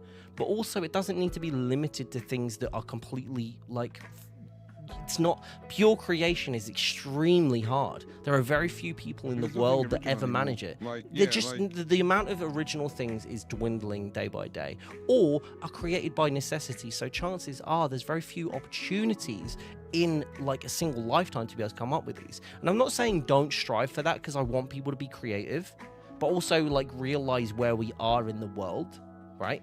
And understand that like you might need money, like to be able to sustain yourself, to be able to like have this space. Because this thing, everyone sits there and goes like, oh, I want to be creative, I want to do this, and I was like, I don't care about the money. It's like, well, if you had the money and that was churning off in the background and you could just do your own thing, and then you could start to just be creative, remove the worry of that, right? Because that's my goal. My goal is to be able to like not worry about money. That's where I want to be. That's for me, that's my aspiration. Do you know why? Because then I can just spend that time focusing on being really creative and trying to do things and helping others and spending time with my family. That's where I'm at. That's what I want to do. And I want to enjoy this journey at the same time. So I want to make sure that it's done in a space that I enjoy, i.e. gaming, content creation, these sorts of things, right? So I'm trying to do these things in a space. And I realize doing them in certain spaces restricts me. If I just wanted to go and do just the strategies that we're talking about, just solely these strategies and just focus on them, I guarantee you I'd be making a lot more money, but I guarantee you I wouldn't be streaming at all. I just wouldn't bother. But I want to, because I want to share and talk about these things. I want to have those conversations, right? And I think that's fun for me, and that's fulfilling for me. And I think that's the difference, where you kind of find that like line, right? And then when you, but as long as you're leaning far enough on one side to be able to achieve those goals, I think you're going to be okay. Basically what I don't want to do is tell everybody don't have fun, go make money. Like we're far enough into late stage capitalism that I don't want to be the person to contribute more to that. But I'm also the person that wants to help you get through that as well. But at the same time, I also kind of want to do the flip side where if you're out there and you want to make money doing this, you're not doing the things in a smart way to pay dividends back. Like so many creators, I know I'm one of them, or used to be one of them, focus solely on ad revenue, focus solely on memberships or subscriptions to, you know, fuel what you're doing. That is not sustainable at all. And so I think I've proven that beautifully. I think over the past like year or so, I had someone commenting on my channel the other day going, "You fell off." Like, did you read that? I know. Thanks. Like I'm pretty aware of that. Like, well, weirdly, I look at it a little closer than you do, so I'm pretty sure I know that I fell off. But it's all good. Like it happens. The difference is knowing to not repeat the same mistakes, right? Yep. But yeah, why, like you know, that I'm making some changes to do stuff, and I think this is the beauty of things as well. Like when people would like, and this is kind of like a really great way of defining it. I think it's fair. I think Sam's comfortable with me saying this. Both me and Sam have had much larger audiences in the past in different like areas and spaces. And I've had like I had a lot of success with Avengers, which is a very niche game, but I made more money, and I say this I'm saying this in the nicest. I believe at my peak of YouTube, I was making more money than Sam's peak at YouTube because of my niche, because it was a highly specific niche, right? So YouTube pays you more for content that's like there's not a lot out there. So when you look at stuff like this, it's not, but then again, Sam's like growth in terms of his audience has been more impactful in terms of like what he's able to do and relevant to the stuff he wants to do as well. So Sam has a much longer lasting audience and reputation in the space that he's currently working in as well, right? So there's like ups and downs, right? So I had a lot of money at one point, which I didn't do anything with because I was stupid. Same. But this is the thing. We've hit some of the very similar mistakes, and I think the thing is like what we've tried not to do this time is we went to do the same thing again, and then we kind of just went, wait, hold on. This doesn't make sense anymore. The definition of insanity is doing the same thing just over and trying over to do it again and again. Results. And I think, and so, sorry, go on. I was saying, like, I think, like, I feel like we're entering a new era, like, between you and me. Yeah, you for sure. You and I are, like, entering a new era where we are aware of those things and going, actually, like, the one thing I don't want to be doing is making more videos and falling into the same trap as before. Yeah, for sure. And I think we've kind of woken up to this idea, like, oh, we can make probably more money making less videos. Say what? All right, let's do that then. It feels weird though to say it as well, is because you kind of like that doesn't make any sense. Well, no, then every other person around you is going to say, oh, don't listen to them because they don't know what they're talking about because we're not working hard enough. It's like, It's always the kicker, isn't it? It's like I don't think this is thing is like where people say like about creators working offline. I just like everyone's like, oh, you don't know how much work I'm doing in the background and work like how much like I'm working my ass off in the background. And I think the problem is it's like when everybody turns around and says something like that and then immediately goes, I'm going to stream for 8 hours a day. Yeah. That's not where you should be spending your time. I'm genuinely like getting closer and closer to believing that 3 hours is the literal golden mark for streams. Yeah. As in, the most amount you can cram so much into that, right? Yeah. And I've got a different piece of advice for streamers, though. You know what I'm like? Don't. I don't know. What I was gonna say is I've kind of come to the feeling where don't start streaming until you've hit 1,000 subscribers, because we're talking solely YouTube from this perspective. yeah, solely YouTube from perspective, yeah, because I feel like at that point you have you have an audience that watches your stuff. Yep. And I think I feel streaming should be if you're a YouTube, if you like are on YouTube, streaming is potentially a supplementary thing. Unless I'm going to say on the flip side, because if you're trying to hit monetization and you enjoy streaming, and this is the difference, right? Because this is where I touched on this earlier. If you're going from a business perspective, the best idea is probably what Sam said, right? Yeah. Like just do videos, focus on the videos, get the videos right, learn those things, learn all of those fundamentals, get that right, then do the streaming. But if you just like streaming, it's a good way to supplement your hours to be able to get monetization. So there's two ways of looking at that. But it's also like, again, finding your line. But also don't go too far one way or the other, right? Like don't go like it's going full tilt into streaming, going, okay, well, streaming increases my hours. That's it. I heard that. And I'm going to do 8 hours a day on YouTube so I could get monetized quick. It's like, no. Because you could get that audience, establish that audience, right? Like all those subscribers, like Sam said, build up that audience, build up that community, and then go live, and you could get it all in one stream. Yeah. You know, that worth in one stream. That's the thing. It's like you got to look at like where's my time best spent. If you're looking at it from a business point of view, you got to look where your time is best spent. And like for me, like tonight isn't about time best spent, right? Tonight it's about I had some energy and I wanted to chat. That's all I wanted to do. Like, and I wanted to build a product. And I was like, hey, why don't we talk about it? Why don't we talk about why, like, I'm doing things like this now? And why I haven't been streaming so much, you know? So, yeah. It's an interesting one. But I think there's a lot of... What I'm probably going to do, interestingly, and this is, like, again, what I'm kind of focused on now is, how can I turn this into a video? How can I turn this into a conversation that is like... I'm trying to think of ways to turn this into a thread, what we're talking about. There's tons of ways. And I think, but for me, I'm like kind of like, this is a real cool position. Because the thing is, like, we have a certain amount of people that are in tonight. We have a few dedicated people that are in tonight. What I'd love to do is create something that's like a podcast. And me and Sam talked about this. When his voice gets better, we're actually going to start doing something about it too.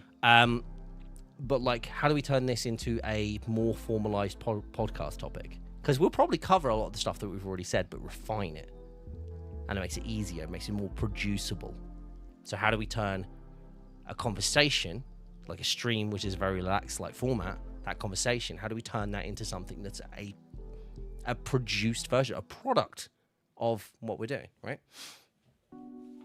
And that's the thing, is like a lot of people won't ever think about their streams like that. They'll think about, as Metal, you said it earlier, it's like, I will do things, and when something funny happens, I'll clip it. And that's my content. I've created content. I think I've just thought of a good idea. I got either a good tweet or a good thread or something, or it's a quote in my head. Become a channel that become a channel that 1,000 people would happily buy something for $100 from. I need to workshop a bit, but like... No, I get what you're trying to say, though. Yeah, become a channel that 1,000 people would happily buy something for $100. Because when you look at it like that, on the scope of like growing a channel, building a business, again, from that perspective. Yeah. 1,000 people buying something for $100 is $100,000. Sorry, I've just realised. Yeah, sorry, I've just realised I've messed something up.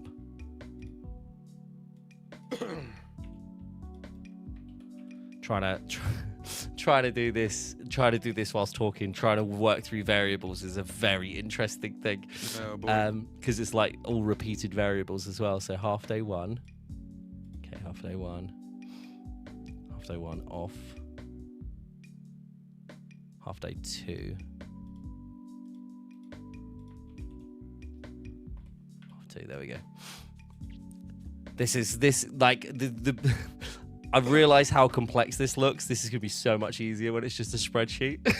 Yep. Oh, it's going to be so... Like, I think when this comes down to it, it's going to be such a fun, like, thing for people to be able to use. But, like, right now, it's chaos. Also through you just use a URL. So you just import it, you just pull a URL and just copy-paste the URL. Oh, nice one. Yeah, it's very, very easy. Like, once it's done. But now I've realized like how much detail I've got in this, and I'm like, I think I might my brain might explode here.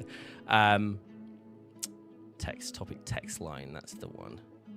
Because unfortunately, being the idiot that I am, I've put everything in folders, and it identifies folders as actual units. Like single units. Yeah, so I have to actually go no, that's not that. No, that's not that. No, that's not that either. Hold on. Topic text. Like, so it's day 2, half 1 topic. There we go. Oh, so much fun. Given Miltman some things to think about now. I'd be very interested, because Milman did say the last time he spoke about trying to do something was about a year ago when he talked to you about it. And I think this is the thing, we got it, and I say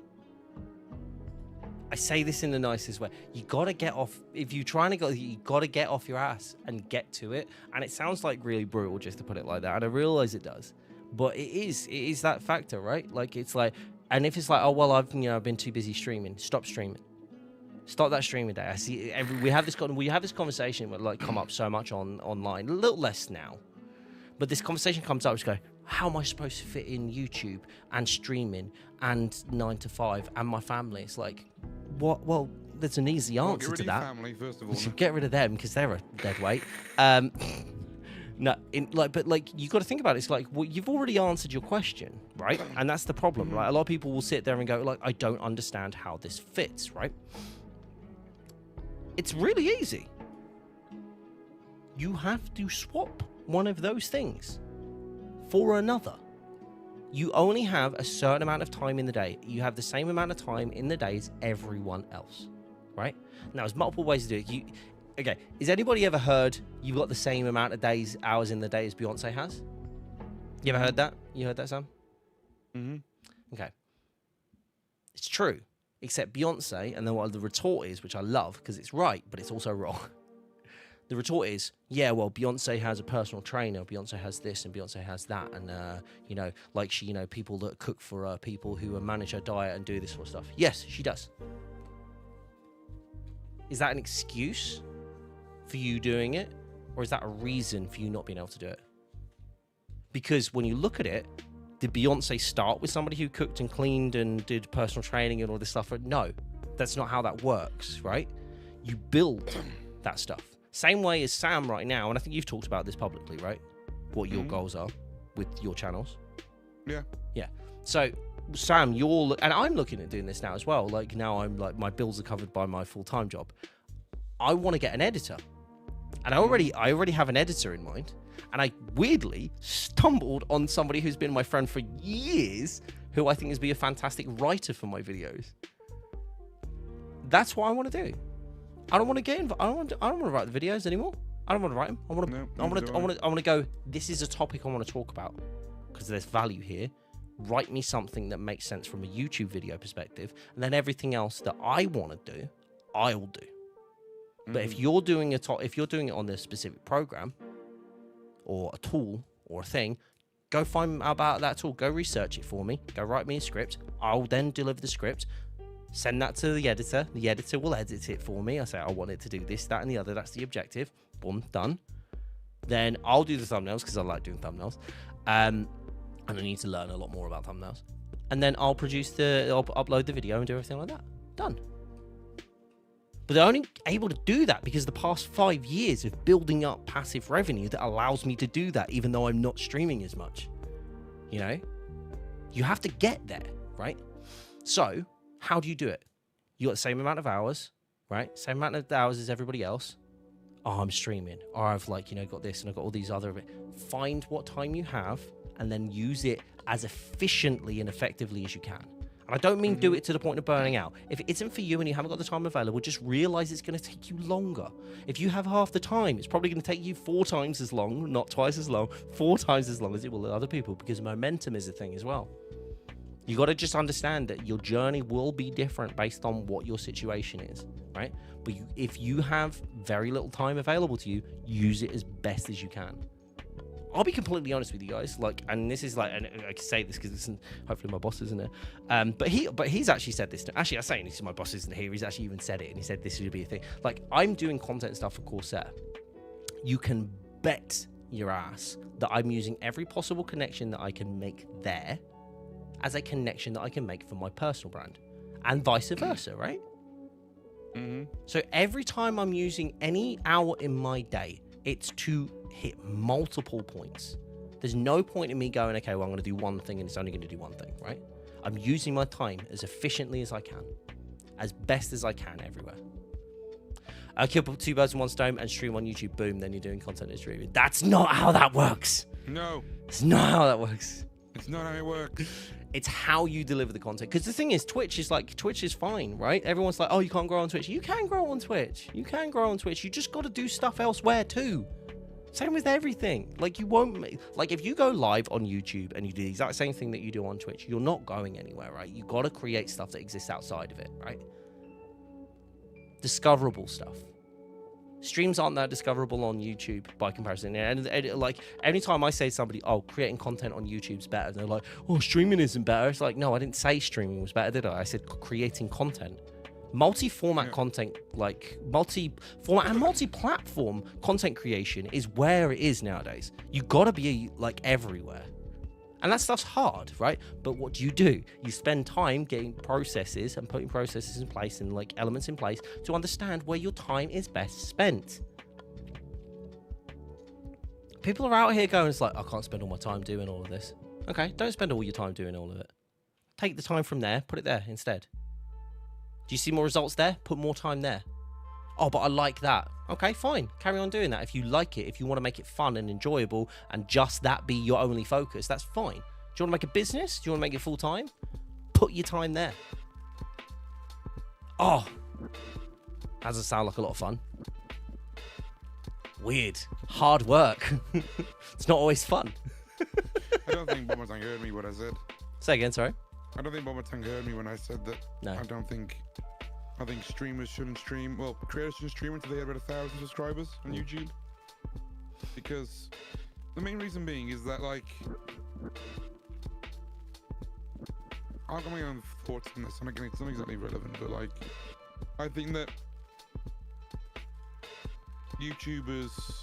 streamers don't build the right skill sets for longevity like YouTubers do. No. In the sense of editing, thumbnails, titles, marketing, planning, production, and being able to kind of pivot and change things, and being able to respond and react to when their content does well or doesn't do well. I don't think streamers have those skills innately. I think this is something, and I think even you can attest to this actually. Recently, we have creators in general, and I'm including streamers, including everybody who creates things, okay? Whatever you do, create streams, create videos, create what? So creators, right? When we create things, or when we make things, or when we're part of the process, or we're central to the process, should I probably say, we have an emotional attachment to it. So every time you output a video, and for example, your subscriber count goes down, or you get a dislike, or you the video doesn't get as many views as it did before. It's an instinctual thing in ourselves, I think, to go, people don't like me. Why do they not like this? Is like what I'm outputting shit? And it's a really easy thing to fall into. But when you start to realize that it's not necessarily about those things, right? You don't need to, it's not about the emotions behind it, right? It's about what are the things that I can do to be able to change, like move that needle, right? Because if it's the needle I'm focusing on, emotions aren't going to move it, right? It's how do I approach, like what's the approach, and how do I change like the way I look at things? And you are right that YouTubers are, I would say, statistically better at that, as in people who have grown within YouTube, because the way that moves. Streamers find it harder, I think. Because they built the production skills too. Yeah, because it's more resting on the fact that you don't need to. It's not all about you as when it's on YouTube. It's more about the content. It's more lent on that side. It's like, what can you improve on a stream? What's the 1% improvement you can do? Well, this is the thing. It's like streaming. Like it's very much like, okay, can you get better at a game? Can you learn more about a game, or learn more about a thing, or be more personable? Like, how do you be more personable, right? Like, how do you make people like you more? Exactly. I don't get it. Like, there's a tweet actually that somebody put up a while ago, like a few weeks ago, maybe like a week ago now, and it was I think we discussed it. We did it on stream, but we did off stream, I think. And it was somebody saying how 80% of the streaming space is people that just hit go live and play a game. Can you interact better? Yeah, because that's the thing. It's like you can't, like, there's small incremental things, like you say, Metal, that you can do to get better, right? I need to make sure I go check stream. But yeah, exactly. What's the measurement there? What's the improvement? You can improve on yourself, but you could also, like, usually just make bad jokes and then people take pity. Wow. I love that. Tally, your jokes aren't bad. Your jokes are brilliant. But like it is that thing that when you kind of end up having to go, okay, look, like what can I do? How can I pull away from, like, what improvements can I make there? Because the thing is, like, again, going back to what Sam said, if you're creating videos, right, you're actually creating an audience, right? And audience and community are two vastly different beasts. I've always said, you build an audience, you grow a community. Yeah. And that's the thing. And there's a short actually that was the trailer for this stream, which is literally, it's 60-30-10. You do 60% short form. And I know Sam disagrees with the short form. I know Sam. Mine are the way around, but yeah, carry on. But the idea is, I think one of the most efficient ways to grow, if you're growing, especially as a gaming creator or something, if you want to do like rapid growth and engaged growth and then grow a community as well all at the same time, I think one of the best formulas you can have, 60% quantity. Just want to highlight this, right? Quantity. That means if I have like one long form video, right, I'll have 3 shorts. Okay, so 3 shorts, 1 long form, and what would that be? That would be one stream every 3 weeks. That's what I think. Well, I think that's like the golden numbers, honestly. Because what you actually do is that one stream that you do every 3 weeks. You're pulling numbers like in terms of like it's not like rules, but it's like a framework, right? Because that one stream is an event. And unless you have a budget, unless you have like backing, then creating events is extremely hard. So one every 3 weeks might be a really cool way of doing things. And guess what? That event that you create should also spur on the rest of that. So that event that you have clips, right? On specific things, because that event stream that you're doing, what we're doing in today's event stream, you're an Apex streamer. We're gonna go and do the Halloween event, but we're gonna do it like no one else does it. We're gonna do it like this, and we're gonna only use like the skulls, for example, right? Or we're only going to use abilities. We're going to use a skull, create something that then turns into shorts, and then we have a long form video, which is actually a whole experience going, this is what our goal was. So creating the state, Sam's done a great video on this in terms of storytelling and videos. And you create the stakes, you get people to root for the protagonist, and you go all of the, and you can actually make a full long form video out of that. And then guess what? That then filters into the next stream, right? Because then it starts to become a cycle, right? Because you actually create the content that you're creating out of the thing. So it doesn't need to be all entirely separate, right? Because you have different audiences watching different things. But the person that then watches the video goes, oh, this was so cool. But what if you had at the end of the video goes, if you want to see the next one, check out our next event stream, right? Filter them into the next thing. Short videos. Take the short videos now, which you can do on YouTube, take the short videos and actually link them to the full video. Right? In the short video, go, hey, you want to see the full thing? Go watch the YouTube video. There's so many like really awesome things that you can do with multi-format like growth. There's so much that you're able to do, but it's planning what you're going to do and using that time in the best possible way is like where it really excels. And that's what I want to start doing more of. But I will admit, I've been hugely inconsistent in terms of like creating content, and what I want to focus on in terms of, and yeah, with like it's great because like you sit there, you go, well, yeah, you don't really do this. No, I don't. Just because I think it's the best way of doing it doesn't mean I've been able to execute it yet, because I do have the responsibilities, right? And everyone turn around and go, okay, well, you said don't stream. Why are you streaming? Because my line is different, right? What I'm doing right now, I'm doing like multiple things. I'm creating something. I'm test driving a concept, first of all, was one thing I wanted to do. I'm creating product, which is actually going to be able to create money down the line. And I'm also like talking about the topic, so I can actually create this I can turn this into content later on. Because this thing you can have a stream like where you actually discuss what's going on with your community and what your objectives are and what you want to create. That's an advertisement of something else. You could stream that. Like if you're doing a Just Chatting stream, it's a very common thing to do. There's a bunch of different ways you can create content from content, but you've got to do something where every time you create, you have to go, okay, what's the next thing? What is the thing that I lead into? Right? Because otherwise you're just doing, you're just actioning, and then hoping stuff works. But I've got a plan with tonight's stream. Otherwise I wouldn't have gone live. Honestly, I just wouldn't have bothered. I wanted to go live, but I was like, why would I go live? So I packaged it.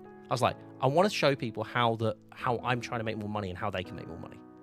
And I'm hoping anybody that's been here as a streamer is sat there going, what could I make? What could I create? What product can I provide? It doesn't, when I say product, it doesn't need to be like a digital download specifically, right? It could be something physical. It could be, a concept. It could be like whatever you want it to be. But look at that thing that you can do that no one else is doing in that space.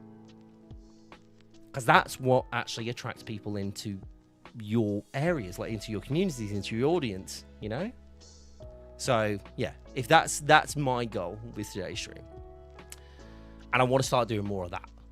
I won't go live, or I won't make a piece of content, and this is something I've really picked up from Sam recently. I won't make a piece of content if I can't package it properly.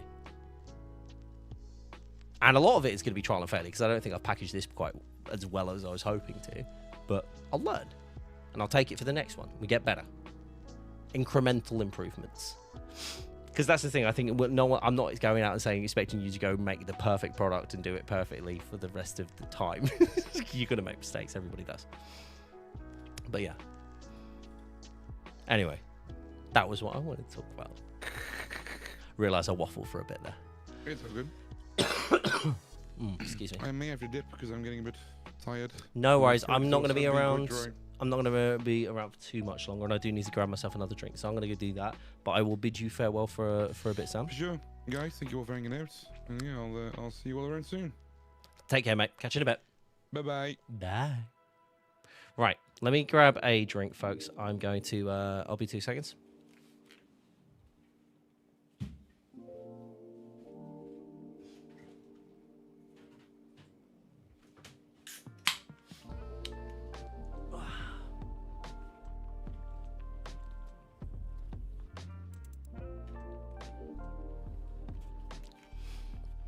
I think I'm going to start setting you folks homework.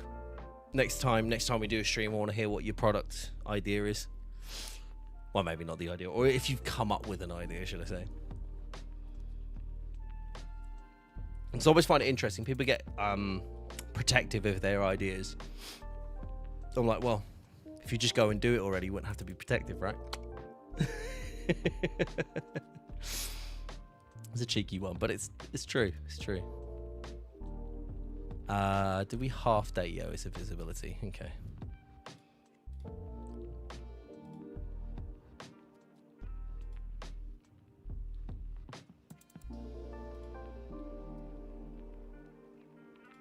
Right. What did I do here? I did this with half day 2. Oh, that's the second one. Okay, so where's the first one? Half day 1, half day 2. Day 1, half 2. There we go, okay. Half day 1, half day 2. There we go. What do I do? What do I do here then?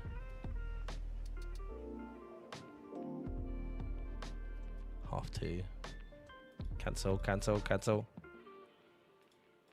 Oh, day 2, half 2. That was what I was missing. Yeah, sorry.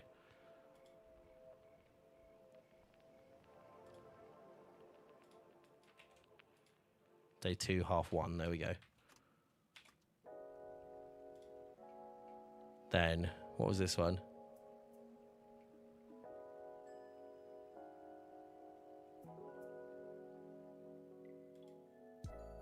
There we go. Not the homework. Ugh. I'm sat with the DaVinci project screen open. I need to do work. Do it. Do it now. Hold on. There we go. Day 2, half 2. Day 2, half 1. There we go. Okay, cool. Beautiful. Where's my second one here? Down here. There we go. Topic line text. Good Lord.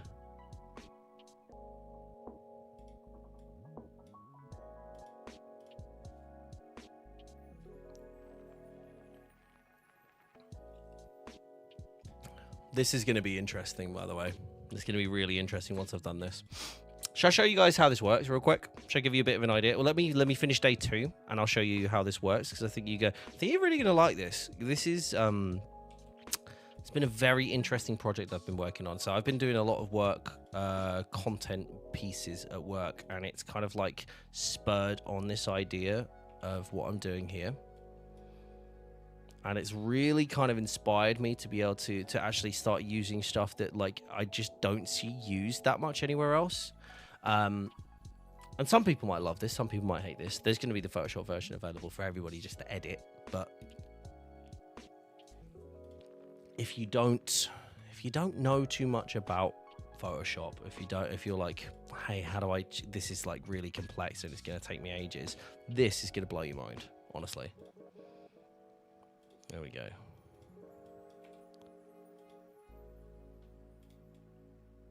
And although I have left Kick, I will be leaving this up for content creators that do stream on Kick. I've got no issue with that. Like, I'm not against like creators, although there's definitely been some interesting things going on over on that platform, for sure. But very much driving some decisions for me. For example, I have sent my email and all my details over to Twitch to get my my affiliate status reinstated, which is feels like a failure, I won't lie. But I also do want that space for me where I day 2, half 2 time text. Yeah, that's fine.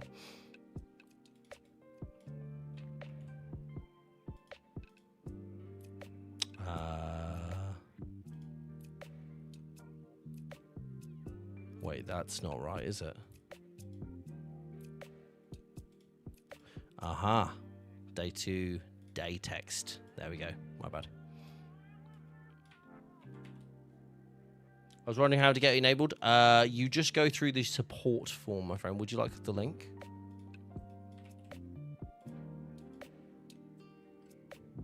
Day 1. Visibility half off.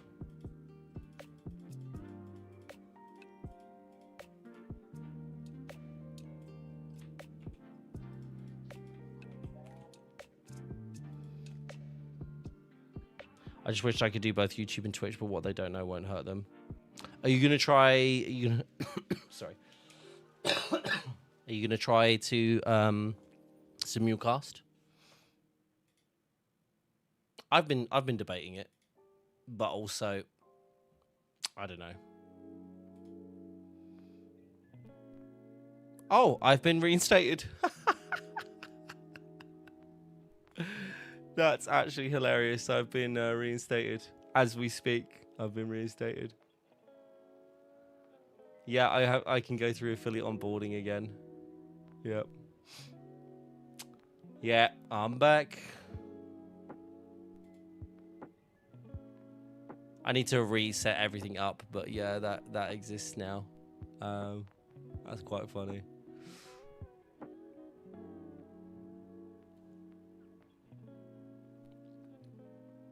Yeah, I think my biggest thing is I won't be like telling people to like subscribe to me or do anything like that. So, you know, it's fine.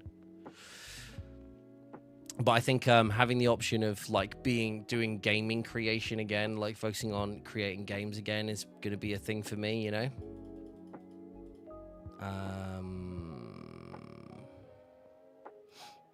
Sorry, let me just link this back in day-to-day text. There we go. Right, okay. Let me save this up. Let me save this up. Do you guys want to see how this works then? I'm going to show you how this works, and it's really interesting, by the way, because you can do this as export. So let me just file this data set. Hold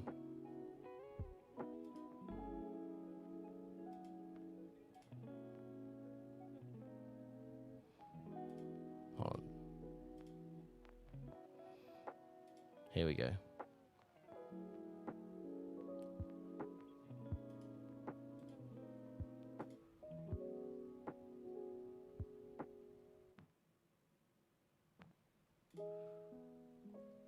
How do I... Datasets. Pretty sure there was an export feature for me as well.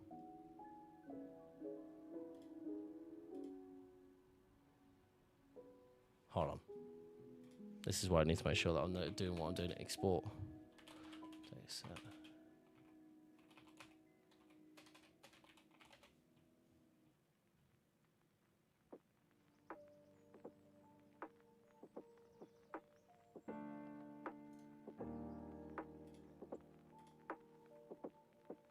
Right, let's have a look here. Hold on.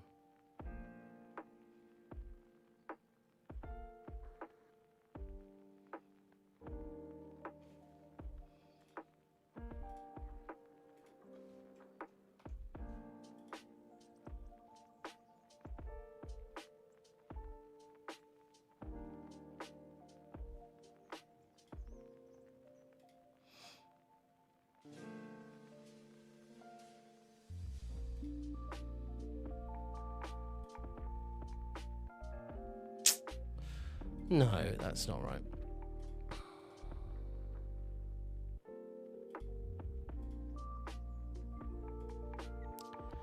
There is a thing that I cannot remember how to export. Now I need to remember how to export.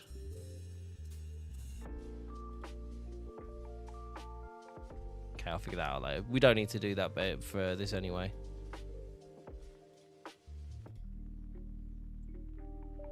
Variables, datasets.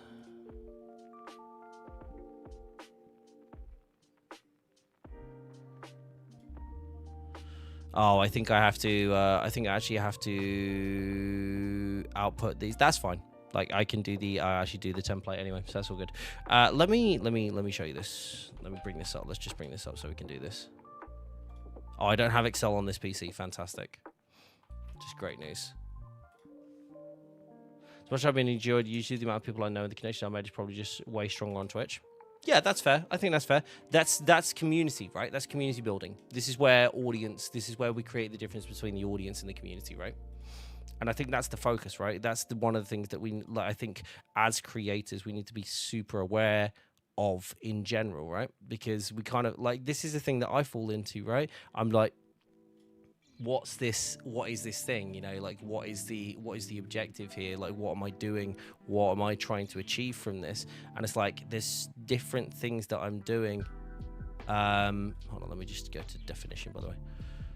So day 1, full day, topic text line, default image. I need to get rid of everything now where I said visibility now. Okay, I'm not going to do that because that's just me sitting and doing a thing that's off screen for like ages. So we're not going to do that right now. Let me show you how we change something. Okay, so let me just make sure that everything's saved up because I don't want to mess anything up here. Okay, so here we go. Number 1, you could do this really cool thing, which you just switch between backgrounds. Okay, you know, go through depending on where you stream, what you do. Really quickly and easily swap stuff out. You can have a generic one, YouTube's red, Trovo's that green, Twitch is purple, all this sort of stuff, right? Which is really fun. Now, what we're going to do, we're going to go to variables and we'll go to data sets. Now, data sets is really fun because you can do this. So I can make the background, YouTube, visible or not visible. So I could do that in here. I don't have to go here. I don't have to know how Photoshop works. I don't have to do any of that stuff, okay? So I'm going to go to, hold on, let me close this all up, right? Let me just go back here. Now this, you can set by going into a Excel file. All of this is control. You can control this in an Excel file as well.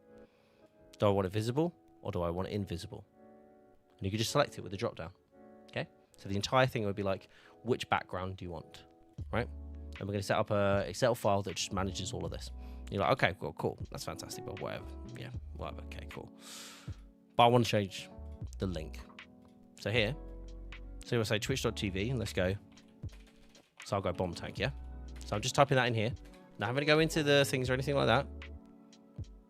Boom. Changed, right? Oh, that's sweet. Oh, cool. So I could do this. Swap all times. So all times in GMT. I want to say that bit at the top there. I want to say that. All times GMT. Or I want to say it to say blah, blah, blah. You know? Cool, right? All times in GMT. Boom. Right. Now I'm like, okay, well, actually, I'll tell you what we're going to do. I'm just going to revert. So I'm going to go back here because I actually need to change something here. So I'm going to go here. I'm going to go to variables. So I'm going to go to data sets. And we're going to go find day 2. All right? Because day 2 says Monday. Right? This is my 7-day week, by the way. So day 2. So we find day 1, day 1, day 1, day 1, day 2. Okay? And day 2, full day. It's visible, yeah? But I don't want a full day, let's say. Let's hide the full day. Nope, actually, no, I do want the full day. But it's been hidden, right? So I can hide it. Yep. Boom. Bring that back. Okay? Don't have to go down all the folders. I can just check it here. If I go, well, I want to make that that. I want to make that that, right? But you don't have to do it all at once.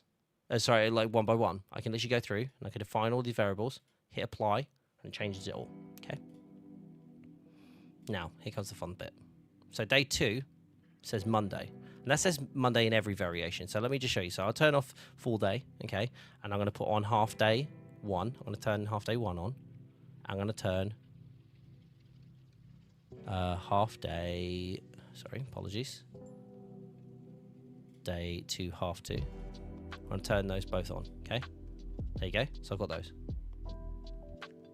See that? So I see how I've like managed to do that all in one like movement, so to speak, yeah? But I want to bring full day back, okay? And what we'll do in the Excel document is actually allow it so you can see this all in one place. So you have, each day has like its individual thing and then does an output as a CSV, okay? Gets pretty cool, trust me. So I'm gonna go day 2, half 1. I don't want to use that anymore. Day 2, half 2. Again, this is the complex version, but again, easy to switch things across. But I'm like, that says Monday. That's not right, is it? Okay. Right, how do I fix this? So day 2, text, right? Ready? You watching this? Because this is cool. Apply. Change it to Tuesday. Oh, that wasn't very cool, Bob. That was pretty straightforward. Don't know why you're excited about that. Well, there is a reason I'm excited about that. Because I'm going to go back to the half days again, right?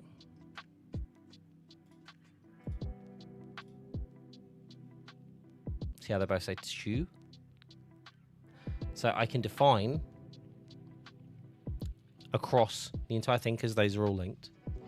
So if this is Tuesday, or if this is Wednesday, or whatever it is, it doesn't matter. I can change that all at once. Cool? So I'm just going to make these invisible again. And I'm actually going to save this, because that's actually worked, because that's actually updated that entire file for me. So I don't have to do that again. So each time we go through and do these, hold on, I just need to make sure I got this right. Day 2, full day, visible. There we go. Boom. Okay. So that's fun. That's one fun thing. I'm just going to save that. Yeah, I know. Bob's day. But that's not where the fun ends, by the way. That's like, okay, that's pretty cool. Yeah, fantastic. But like, you know, how easy is it to actually change things? Let's be fair. Like if I want to change stuff, this is going to be a bit of a nightmare, right?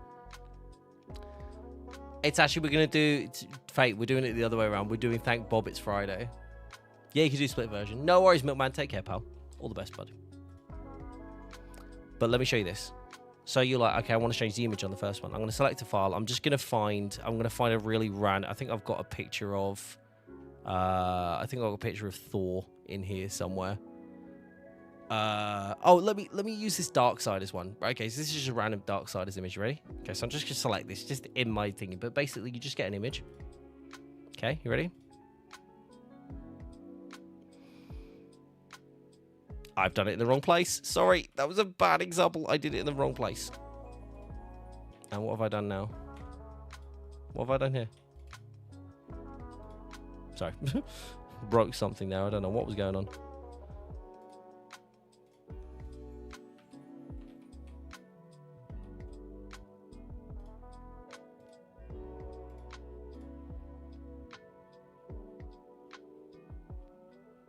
Just want to make sure that's not saved in there. Apologies. Right, here we go. Day 1. This is why it's going to be a lot easier when it's in the Excel file. But day 1, not day 1, half 1. Wait, hold on. Did I not define this yet? Oh, I might just be a dumbass. Give me a sec. Day 1, design mask image. Default image. Okay, no, I do have it. Day 1. Sorry, I've just not got it in order. So day 1.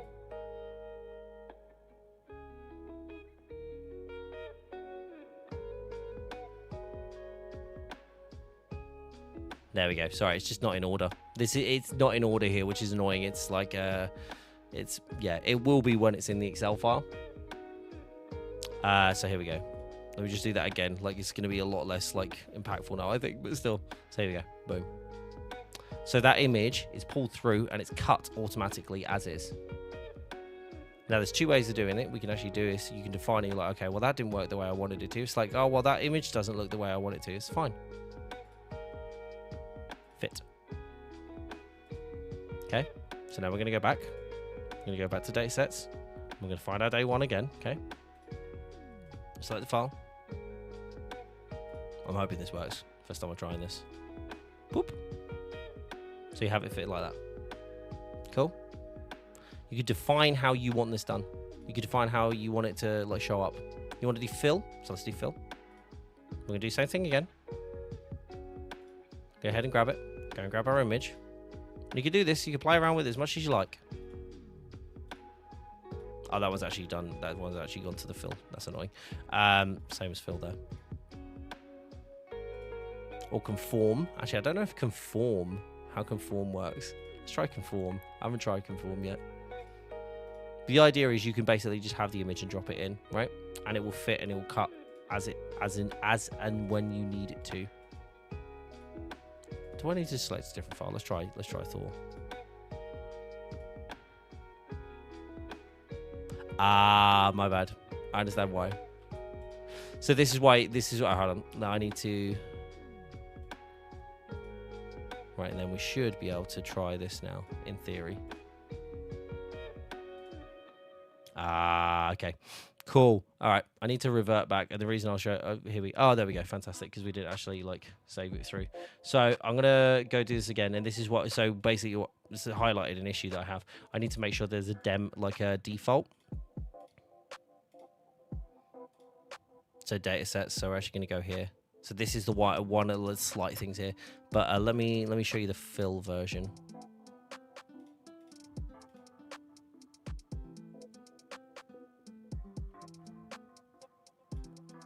Here we go. Instead of as is, we're going to go to... No, it's fill.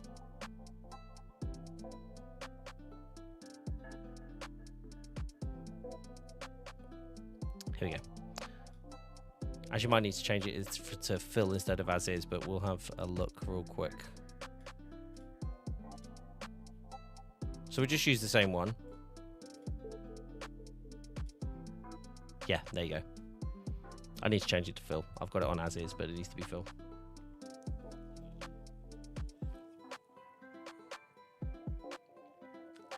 Thank Friday, it's Bob. I like it.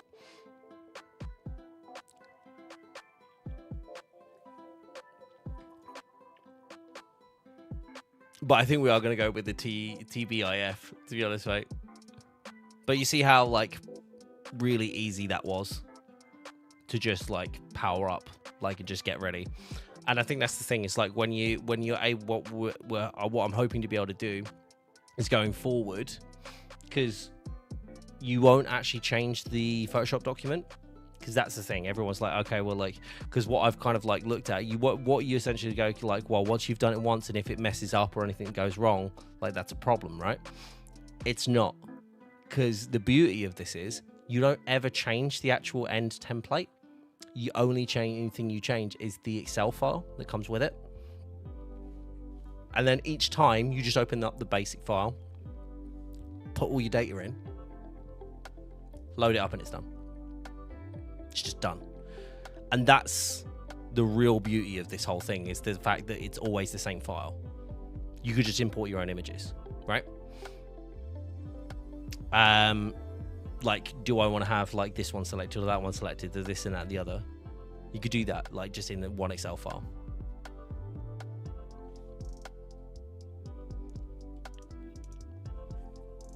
Hashtag I'm not a PAD bot, or am I? I'm assuming that means paid. Get it done. Get it done.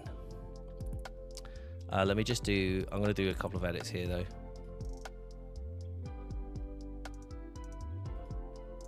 Yep. So we're going to do that default image.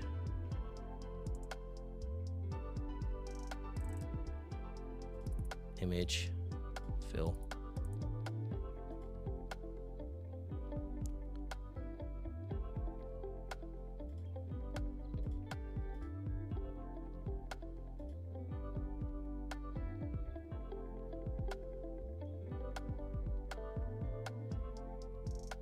Where's the... I want to make sure I'm getting these right. That's the half day offs. Default image. Fill.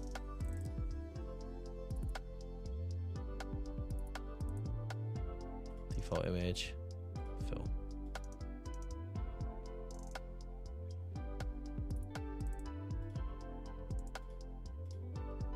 I'm really hoping this is actually going through the bit. It is, yeah, cool.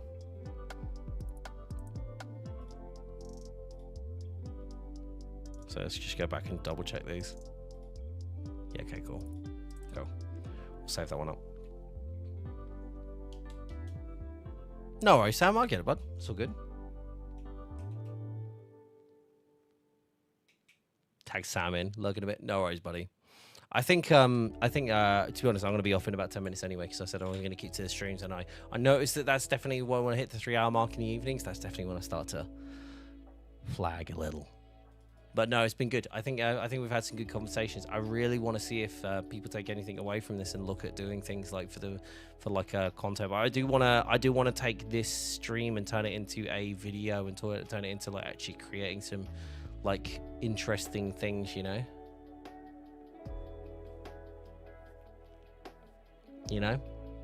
It's gonna be interesting to see like if people kind of move into doing different things, or if they're just going to kind of work off the idea that it's literally like do stuff, momentum, do stuff, burn out, lose momentum.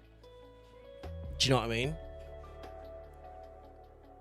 Because I feel like if you don't have the stuff in place, like to like that balance first, everyone's like, well, I'm not going to get that balance if I don't. I feel like it's just priorities. It's like we're just not doing things in the right order anymore. Or haven't been doing them in the right order for ages, and we're kind of just used to the idea of it. But yeah, I think I'm liking the idea. I'm liking what I'm doing here. This is fun. It's interesting. It's engaging. It's very detailed. I know a lot of people would find it boring, but like it's really quite intriguing to me. Steady growth is better than momentum. I think momentum's always there. It's just how you treat it and how much momentum. Like I feel like you can have too much momentum at times, where it's like it becomes a thing of like you start tripping over your own feet, you know. And I think that's the problem, rather than anything else. Does that make sense?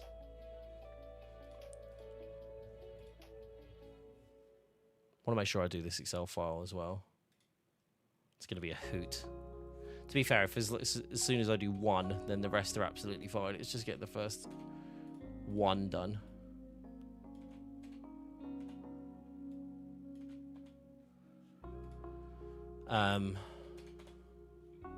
Yeah, there we go. I honestly think that was it. I think I've already done it. Hold on. Can I do a find and I'm gonna do an auto replace here? Find what? Day 2.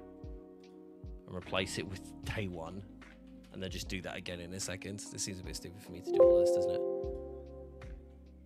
Okay. Hold on. Let's actually hold on. I'm saying this like this is worth doing. We can spend the last 10 minutes doing this. It's not. I won't lie, guys. This isn't going to be overly engaging. It's just definitely something that I want to get done. Day 1 full day. Day 1 topic. Day 1 image. Day 1 icon link, Facebook, Kick, TikTok, Twitch, Trovo, YouTube. Yep, perfect. Day 1, day text. Day 1, time text. Day 1, full day off. Day 1. Day 1, day text is covered on the secondary again. So that's fine because that should always match. Here we go. Day 1, half 1. That's it. Day 1, half 1. Topic should be next. Yep. Could be getting this right. Day 1, half 1. Image. Day 1, half 1. Icon link. Facebook, Kick. TikTok, Twitch. TikTok, Twitch. Trovo, YouTube. Day 1. Day text again. Well, that's a reference to earlier. So day 1, half 1. Time text. That's good. Day 1, half 2. Good. Day 1, half 2. Day 1, half 2. Topic. Image. Day 1, half 1. Link. Facebook, Kick, TikTok, Twitch, Trovo, YouTube. Day 1, day text again. Day 1, half 2. Time text. Yep. Day 1, half 1 off. Day 1, day text. That's fine. Day 1, half 2 off, and then that should end us. We should come back to. That's day 1, day text. Yep, and then day 2. Perfect. Literally perfect. So now I have my basis for my Excel file now, and then that's just literally that repeated. But then I can do that's a lot of work kind of done there. I know it sounds like really basic, but that is actually a large chunk of this done, because then essentially the rest of it is just repetition for me. Right, just go through, get this like hammer out like the extra detail, like the extra variables in the Photoshop, and then the rest of it is just preparing in a freaking crazy Excel file. You're not gonna believe how fun. Like, I know it sounds really stupid, but this Excel file will be so cool. As for mistakes made in the repetition, yeah, that's why I have to be really careful, and that's why I don't want to do it live, I don't think. So, but yeah, I can literally just like have that go down, and then literally just rename the Excel file once I get the 1 day. If I get the 1 day solid in the Excel file, then everything else just follows suit, and then we just change one variable for each data set. And then the idea is essentially you just go into this document and you just go, okay, well, what do you want to do? Like, what do you want to place in the topic? Like, what do you want to place here? Do you want it to apply to X, Y, and, you know, do you want to apply it to half day? Do you want to apply it here and that and the other? And then it will just spit out a file, or like it'll just like transpose everything at the end, and it'll just give you a CSV, which you then have the instructions just to copy paste and then export. And it's just beautiful. Like, the whole thing will just work like so nicely. And the thing is, you don't actually need, by the end of it, right? Because it'll be in a Google Sheet, because I'll be just doing it as a Google Sheet, right? So anybody can use it. Anybody can access it. All you need to do is just have access to Photoshop if you like just like Photoshop subscription. Or even older Photoshop where you just had the purchasable ones, you could just use an older version of Photoshop, right? And you just bring in variables, just post them in, apply, done. And then that Photoshop file just sits there, and you just hit save. The beauty of this is not only this, by the way, once I've done this, I can create this for loads of different things. When did variables become a thing? Oh, they've been around for ages. I just didn't know they were there. Like, I've just never looked at them. Like, it's just data like base data that they've had in there for a long time. There's certain things in there, like the image stuff, I need to be considerate about, but for the most part, the premise, like, again, I think most people, if they're getting, like, if they have Photoshop, they have Photoshop, right? Like current Photoshop. But I think you can go all the way back to CS6 before even nested. Like, that's when, like, nested layers, which is probably the only time it'll actually create an issue. That'll probably be nested layers time. But yeah, interesting. I'm pretty confident with this though. Let me just save up this file whilst I'm kind of chilling here. Here we go. And this is just going to be stream scheduler, and this will be dataset.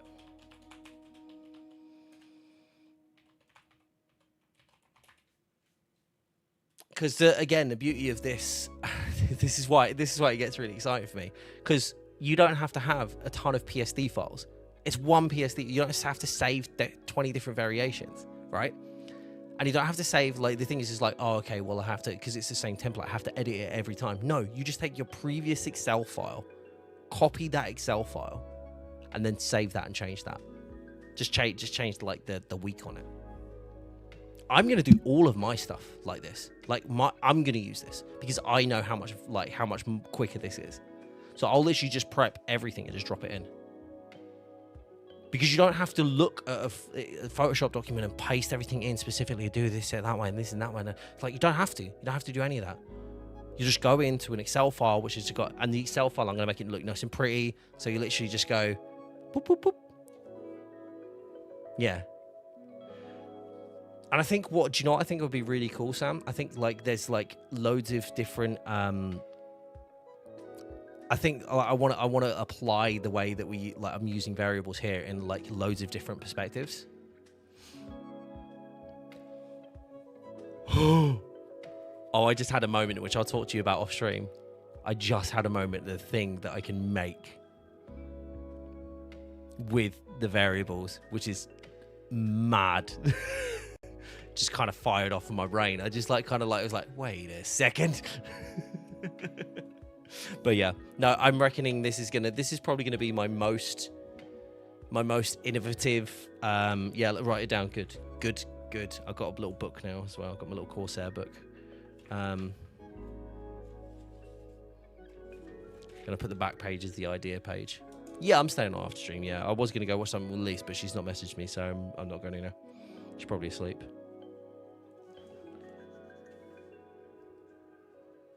But yeah, I've said this thing as like, I'm gonna keep streams to 3 hours. Maybe some gaming streams go a little bit longer if I just feel in the vibe, but like for the most part, 3 hours. That's where I'm at. Which brings me to the end of the stream around about now. Thank you for hanging out, folks. I hope you got some value out of it. I had a good chat. I think I really enjoyed I've personally really enjoyed myself, and thanks Sam for joining me for the chats. I definitely want to do more Streamsight stuff like this, and I think we're going to be doing more, especially from my Corsair point of view. Like, there's definitely some cool things to talk about from an Elgato perspective, because obviously a lot of this, like this stream schedule, by the way, will be available in the Elgato marketplace. This is going to be something up on there, and it's going to be a really cool tool, I think, to be able to utilize. So yeah, I'm going to be doing that. I'm going to be focusing on creating really cool products for you guys that, like, honestly, like, I don't think anybody else in this space is doing. Yes, the stream schedule, people have done stream schedules before, but nobody's done them like this. And I'm going to be using this same set to make loads of different variations on like loads of different designs. Because one thing to highlight, by the way, once I've done this, once I've actually done like this design, all the variables and all the data sets that are on there, it's just redoing them. It's just reapplying those definitions, and some of them apply and some of them don't. So it's literally just defining which ones don't, and everything's going to match. So if you want to switch to another like template, you're just going to have one. It's just going to sit in its own like it's a product line. So I'm going to create loads of different stream like schedule like designs, and it'll all work off the one variable file. So if you're like, I want to switch up and I want to have a different one this week, just choose a different design. I haven't told anybody about that. I was about to say, it's like, so I was thinking about this like last week, and I just didn't vocalize it. I haven't actually finished writing this idea down, by the way.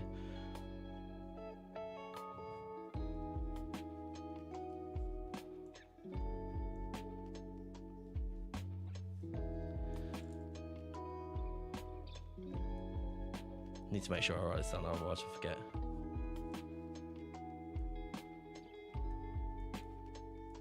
Here we go. It's a long one, sorry.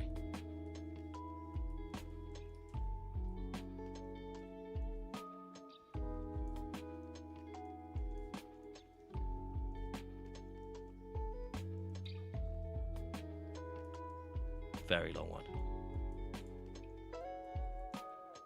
Perfect. Beautiful. But yeah, the whole idea is that everything that works off of this will just work off of one. And there will be a 7-day week variation of this. There will be a 5-day week, and there'll be a 3-day week one, which I'm eventually going to do. We'll start off with the 7-day week, then move to like the 5 and the 3. But again, I just kind of want to highlight this. Like, this is why it's not called Monday. This is why it's not called Tuesday. It's not called Wednesday.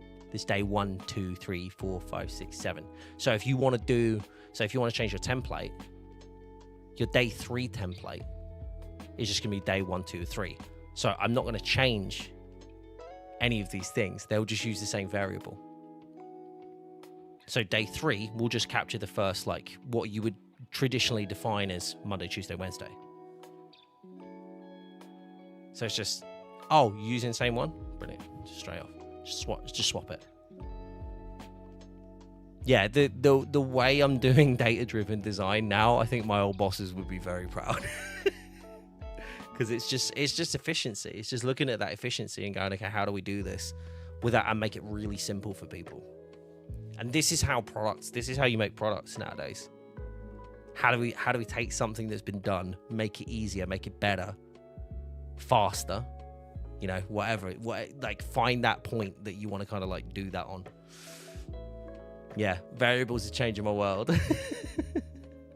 Anyway, I'll catch you all later. Thank you so much for hanging out. Sam, I'll catch you after the stream. But guys, I hope you have a wonderful evening, and I will see you all on the next one. Stay safe, stay awesome, guys. I'll see you all soon. Bye-bye.